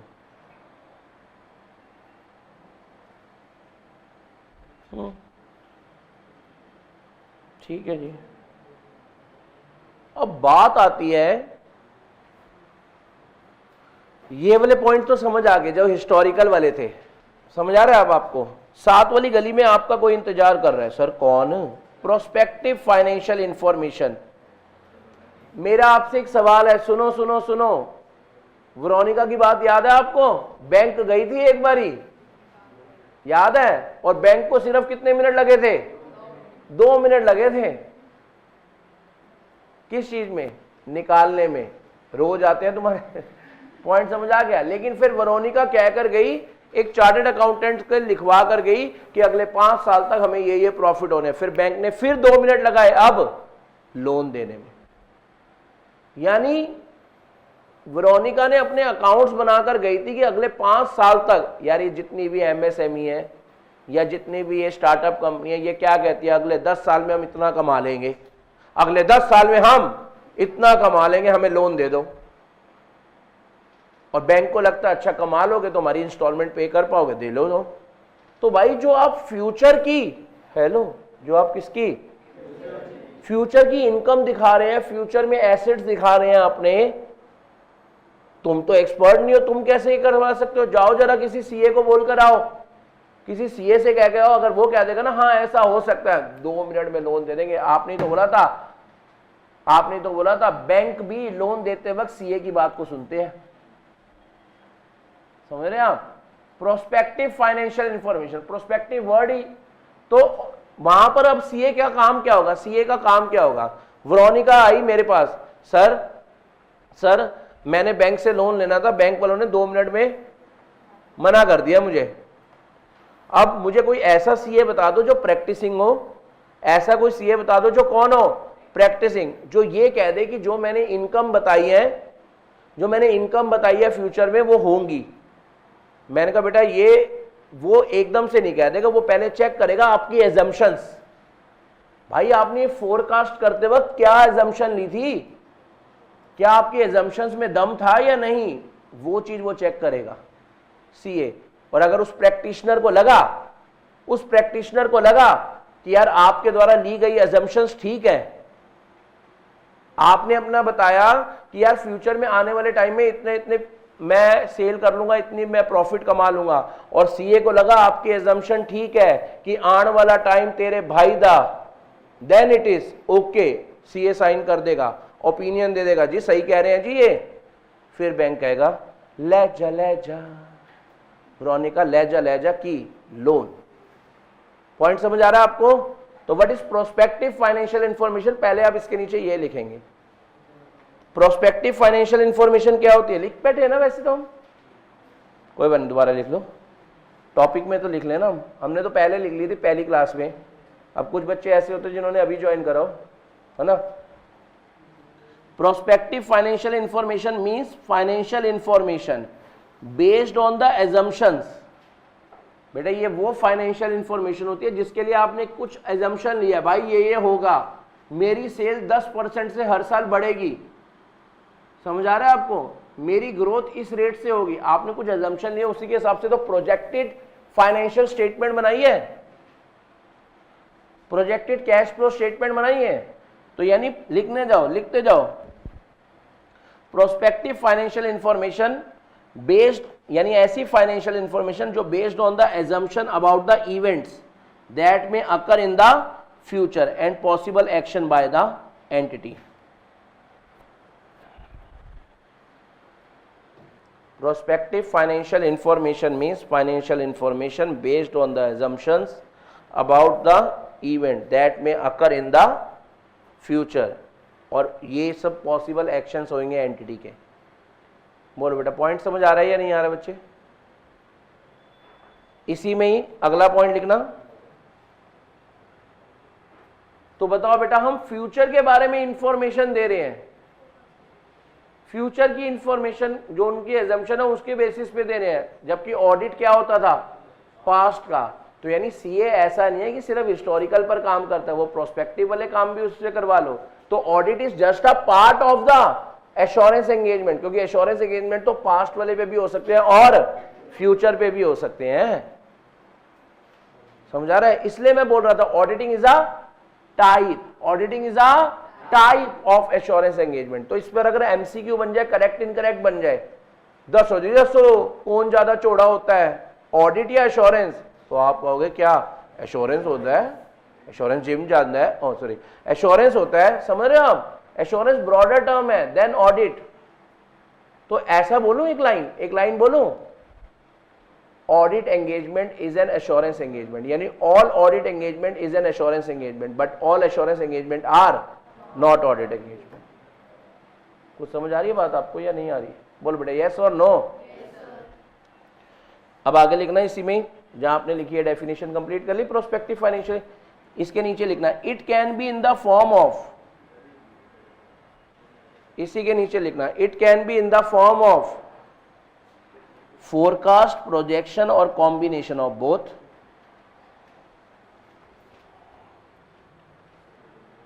आपने कुछ चीजें फोरकास्ट करी होंगी, कुछ चीजें प्रोजेक्ट करी होंगी। सर फर्क क्या है फोरकास्ट और प्रोजेक्ट में? भाई फ्यूचर में ऐसा होगा, फोरकास्ट करना। जैसे आप बोलते हो ना वेदर फोरकास्ट, कल बारिश आने के आसार हैं, कल बारिश आ सकती है। प्रोजेक्शन बताऊं क्या होती है, आज 10 है तो कल 15 भी तो होंगे। प्रोजेक्ट करना, मल्टीप्लाई करना। जैसे आप बोलते हो ना भाई 10% चेक करा तो एक गलती मिली, अगर 100 करता तो, ये आप प्रोजेक्शन कर रहे हो, समझ रहे हो आप। यहां पर कोई रेलेवेंस नहीं है, पर मैंने आपको वर्ड सिखा दिया।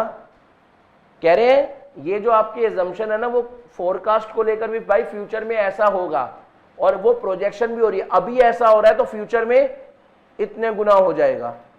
भाई अभी मैं दिन में 2 आवर्स दुकान खोलता हूं ना, तब भी मेरी 10,000 की सेल हो जाती है। मैं 2 घंटे दुकान खोलता हूं ना, 10,000 की सेल हो जाती है। यही अगर मैं 10 घंटे दुकान खोलूं, बताओ मेरी सेल 5 गुना हो जाएगी।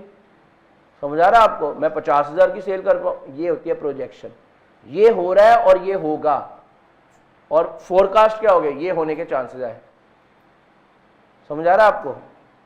तो कह रहे हैं it can be in the form of forecast और प्रोजेक्शन और कॉम्बिनेशन ऑफ बोथ। अच्छा, इसके नीचे एक और लाइन लिखना,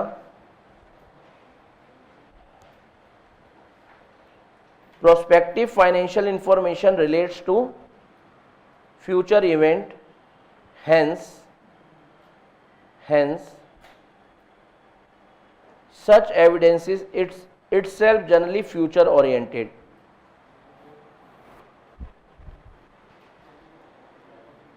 ये जो लाइन मैंने बोली है वो आप लिखेंगे इसी के नीचे, प्रोस्पेक्टिव के नीचे ही, prospective financial information relates to future events, prospective financial information relates to future events therefore evidence भी कैसे मिलेंगे, फ्यूचर ओरिएंटेड। और एक बात और जरा सुन लेना, कुछ लोग ऐसा मान लेते हैं भाई सीए ने कहा है अब तो यही होगा, ऐसा नहीं होता, गारंटी नहीं दे रहे। बैंक वाले कल सीए को पकड़ लिया, हाँ भी इधर आ, तुम कह रहे थे ऐसा ऐसा होगा, वेरोनिका की इतनी सेल बढ़ जाएगी, ये सब। वो कह रहा है भैया मैंने ओपिनियन दिया, सर्टिफिकेट थोड़ा ना दिया, मैंने तो एश्योरेंस दी है। एश्योरेंस का मतलब होता है ओपिनियन, सर्टिफिकेट मैंने ये थोड़ा कहा पक्का पक्का ऐसा ही होगा, मैंने कहा होने के चांसेस है। मैं सीए हूं, बाबा बंगाली थोड़ा ना हूं जो ये कह दूं 24 घंटे में 100% रिजल्ट, विदेश जाने में रुका। समझ रहे हैं आप मेरी बात? मैं चार्टर्ड अकाउंटेंट हूं भाई, तो ये बात लिखनी जरूरी है। तो बताओ, the auditor is therefore not in a position, auditor मतलब practitioner, is not in a position to express an opinion as to whether the result shown in the prospective financial information will be achieved. पक्का नहीं है कि ये चीजें होंगी ही होंगी, मुझे ऐसा लग रहा होंगी, नहीं भी हो सकती। समझ आ रहा है? तो ये लाइन भी लिख लो, द प्रैक्टिशनर या auditor is therefore not in a position, कि जो बातें financial information, prospective financial information में है,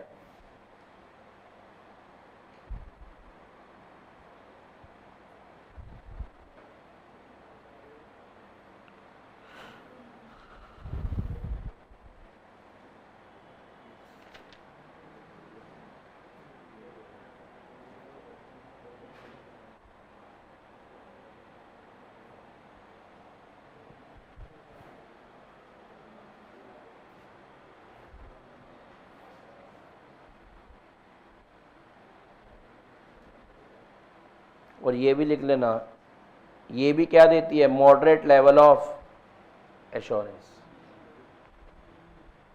ये भी क्या दे रही है, मॉडरेट लेवल ऑफ एश्योरेंस। यार सीए बोलेगा सही सही तसल्ली तो होगी ना, जीरो लो लेवल की तो कभी भी नहीं होगी ना। बोलो समझ आ रहा है आपको? तो ये देखो अभी तक जो आपने पढ़ा, ऑडिट किसका एग्जांपल है, रीजनेबल का, रिव्यू किसका है, लिमिटेड का, प्रोस्पेक्टिव फाइनेंशियल इंफॉर्मेशन किसका है, provide assurance regarding reasonability of the assumption जो फॉर्म करी है basis of projection and related to the financial matter. Last अपना को इस तरफ का जो रह गया वो क्या है, नॉन फाइनेंशियल इंफॉर्मेशन। ऑडिटर से अगर आप पूछोगे इंटरनल कंट्रोल कैसे चलेंगे, सही चलेंगे, तो ऑडिटर उस पर भी ओपिनियन दे सकता है इवन दो वो फाइनेंशियल स्टेटमेंट से रिलेटेड नहीं है। समझ रहे हो मेरी बात? ऑडिटर इंटरनल कंट्रोल पर भी अपना ओपिनियन दे सकता है क्योंकि उसको इंटरनल कंट्रोल की भरपूर नॉलेज होती है, लेकिन इंटरनल कंट्रोल अकाउंट्स के अंदर थोड़ा लिखे होते हैं। तो वही अदर देन फाइनेंशियल इंफॉर्मेशन में नॉन फाइनेंशियल इंफॉर्मेशन, यानी ऑडिटर एश्योरेंस दे रहा है, ओपिनियन दे रहा है regarding operation of control. Auditor से पूछा यार ये हमने पॉलिसीज बनाई है, जरा बताना जरा। सीए से पूछ रहे हैं यार ये ना हमने पॉलिसीज बनाई है, वो सब ऑब्जेक्टिव अचीव करने के लिए, reliability of financial reporting, reliability of financial reporting, या effectiveness and efficiency of operation, या सेफगार्ड ऑफ एसेट और लॉ का कंप्लायंस।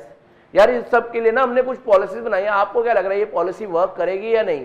सीए कह रहा है यार मेरे हिसाब से कर तो जानी चाहिए, जिस हिसाब से आपने कोशिशें करी है, जिस हिसाब से आपने डिम करा है, डिजाइन इम्प्लीमेंटेशन एंड मेंटेन, उस हिसाब से कर तो जानी चाहिए। पॉइंट समझ आ रहा है या नहीं आ रहा? आ रहा है ना? तो ये assurance regarding operation of control, तो इसमें देखो लिखना जरा, इसमें ऑडिटर क्या दे रहा होता है, opinion regarding what, operation of control. तो लिख लो जरा, इसमें वो बनाकर देता है provides assurance regarding design and operation of control, कि इंटरनल कंट्रोल सही ढंग से काम कर पाएंगे या नहीं कर पाएंगे। तो बताओ मैं आपसे पूछता हूं, रिव्यू देते वक्त प्रोस्पेक्टिव फाइनेंशियल इंफॉर्मेशन के ऊपर एश्योरेंस देते वक्त इंटरनल कंट्रोल सही ढंग से काम कर पाएंगे या नहीं, उस पर ओपिनियन देते वक्त वो सीए ऑडिटर है या प्रैक्टिशनर है? प्रैक्टिशनर है। समझ आ रहा है? ऑडिटर थोड़ा ना, उनने कुछ चेक थोड़ा ना करा। समझ आ रहा है आपको? यानी हर ओपिनियन देने वाला प्रैक्टिशनर है। समझ आ रहा है आपको? तो यहां पर आप प्रैक्टिशनर, तभी तो वर्ड क्या यूज उठाया है, प्रैक्टिशनर। समझ आ रहा है आपको? यस और नो? ठीक है जी, नोट कर लिया आपने? सर बहुत दिनों से ना एक वर्ड आता है TCWG। आज हमें आपने ज्ञान की बात में कोई वर्ड भी नहीं लिखवाया। आ जाओ जरा, फिर आ जाओ, नाराज नहीं होते बेटे। लेकिन एक जाते जाते एक बात बता दूं, यहां पर आपने प्रोस्पेक्टिव फाइनेंशियल इंफॉर्मेशन के लिए हिंदी में कुछ लिखवा दो, मेरे मन में आया है, लिखना जरा। जब हमें बैंक से लोन लेना होता है या गवर्नमेंट से ग्रांट लेनी होती है, इसके लिए हम प्रोस्पेक्टिव फाइनेंशियल इंफॉर्मेशन बनाते हैं। जैसे उसमें हमने लिख दिया ना लिस्टेड वाला रिव्यू के नीचे, इसके नीचे भी मेरा मन में आ रहा है, बता देता हूं, लिख लो लिख लो लिख लो। प्रोस्पेक्टिव फाइनेंशियल इंफॉर्मेशन के लिए लिख लो, कुछ बात एक मन में आई है। क्या लिखोगे? जब हमें बैंक से लोन लेना होता है या गवर्नमेंट से कोई ग्रांट या सब्सिडी लेनी होती है। गवर्नमेंट से ग्रांट समझते हैं ना, दान वगैरह, गवर्नमेंट हेल्प करो यार, हम ये सब करना चाह रहे हैं।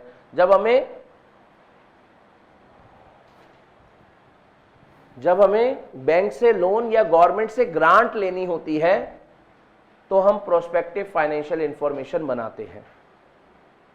अब थोड़ा सा और बेटर क्लैरिटी आ जाएगी ना, और तो हम प्रोस्पेक्टिव फाइनेंशियल इंफॉर्मेशन बनाते हैं। ठीक है बेटा? अब आ जाओ ज्ञान की बात में।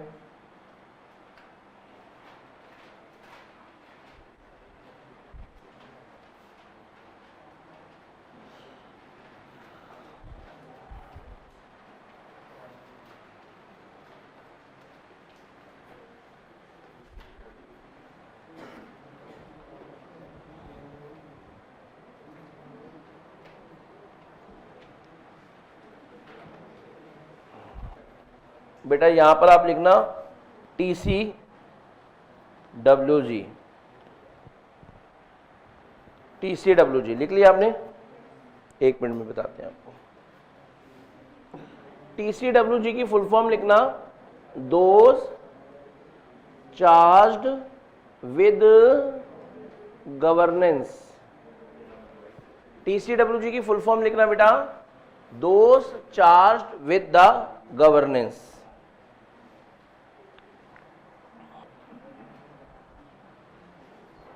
ये लिखनी है आपको definition.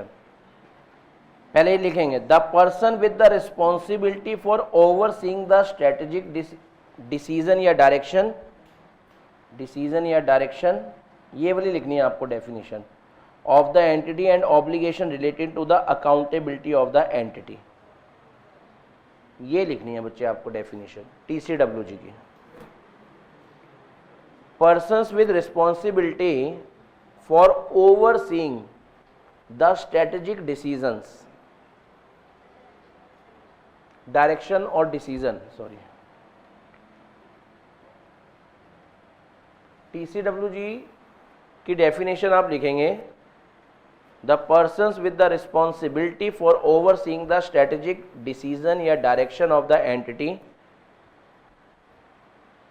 and obligation related to the accountability of the entity।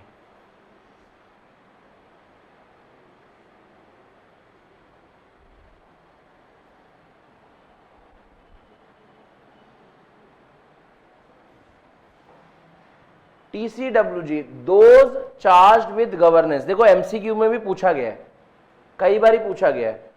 Those charged, जिन्हें चार्ज दिया गया है, रिस्पॉन्सिबिलिटी दी गई है, ठीक है ना, कि तुम संभालो, तुम्हारे हवाले वतन साथी हो, जैसे होता है ना, तुम्हारे हवाले कंपनी साथी हो, तुम्हारे हवाले ऑर्गेनाइजेशन साथी हो, ठीक है ना, कल को कुछ भी होगा ना, तुम अकाउंटेबल होंगे। एंटिटी ग्रो करिए या एंटिटी डूबे, आपसे पूछा जाएगा काहे डूबे। आप फिर ये नहीं कह सकते हमें डूबने का शौक था, उसे बचाना आता था। ये बात आपसे बोलेंगे, भाई किसी के भरोसे क्यों रहे, रहना था तो भगवान के भरोसे रहता। तो यहां पर वो समझ आ रहा है। TCWG क्या होते हैं? जो कंपनी की स्ट्रेटेजिक डिसीजंस लेते हैं, इंपॉर्टेंट डिसीजंस, यानी बोर्ड ऑफ डायरेक्टर है बड़े बड़े लोग, बड़े बड़े लोग ने, बहुत बड़े बड़े लोग ने, मतलब हाइट में नहीं, औहदे में। औहदा समझते हो? यानी सीधी सी बात है, कंपनी के टॉप लेवल मैनेजमेंट को क्या कह रहे हैं? TCWG। ध्यान रखना, ये कंपनी को ये डायरेक्शन देते हैं और इनके इशारों पर पूरी ऑर्गेनाइजेशन चलती है। ये अपने नीचे मिडिल लेवल वालों को कहते हैं समझो इशारे धीरे धीरे, हाँ धीरे धीरे, ठीक है ना। और वो इसके इशारों को समझ के कंपनी पर इंप्लीमेंट करवाते हैं। देख रहे हो? TCWG कौन सा पर्सन हो गया? TCWG कौन से पर्सन हो गए? जिनकी रिस्पॉन्सिबिलिटी क्या है? स्ट्रेटेजिक डिसीजन देखना, और जो अल्टीमेटली उनकी जिम्मेदारी क्या है? जवाबदेही। अकाउंटेबिलिटी का मतलब होता है जवाबदेही, आंसरेबिलिटी करनी पड़ेगी कि एंटिटी के ये हालात क्यों हैं, एंटिटी के ये हालात अच्छे हैं तो क्यों हैं, और खराब है तो क्यों है। जिन बंदों को ये रिस्पॉन्सिबिलिटी दी जाती है उन्हें हम कहते हैं क्या? TCWG। और फिर 13 पॉइंट लिखना बेटा, management.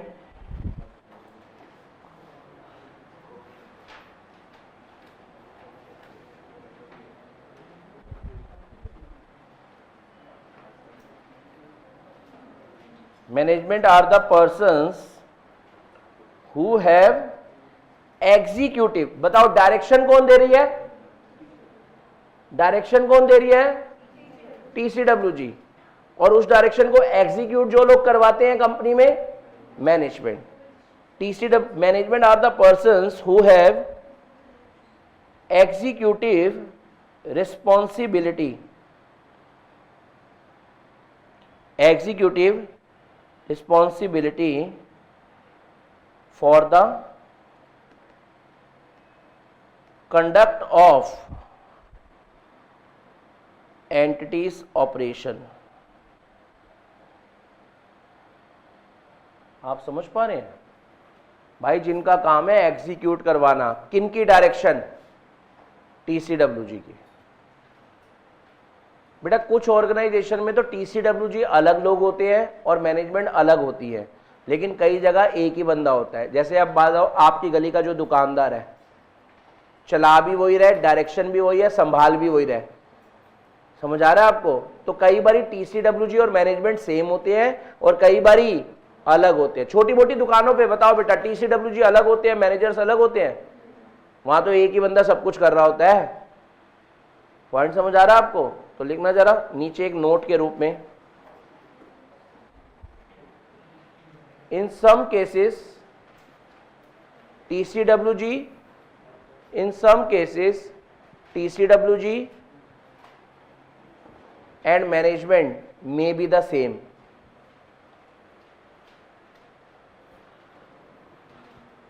May be the same, like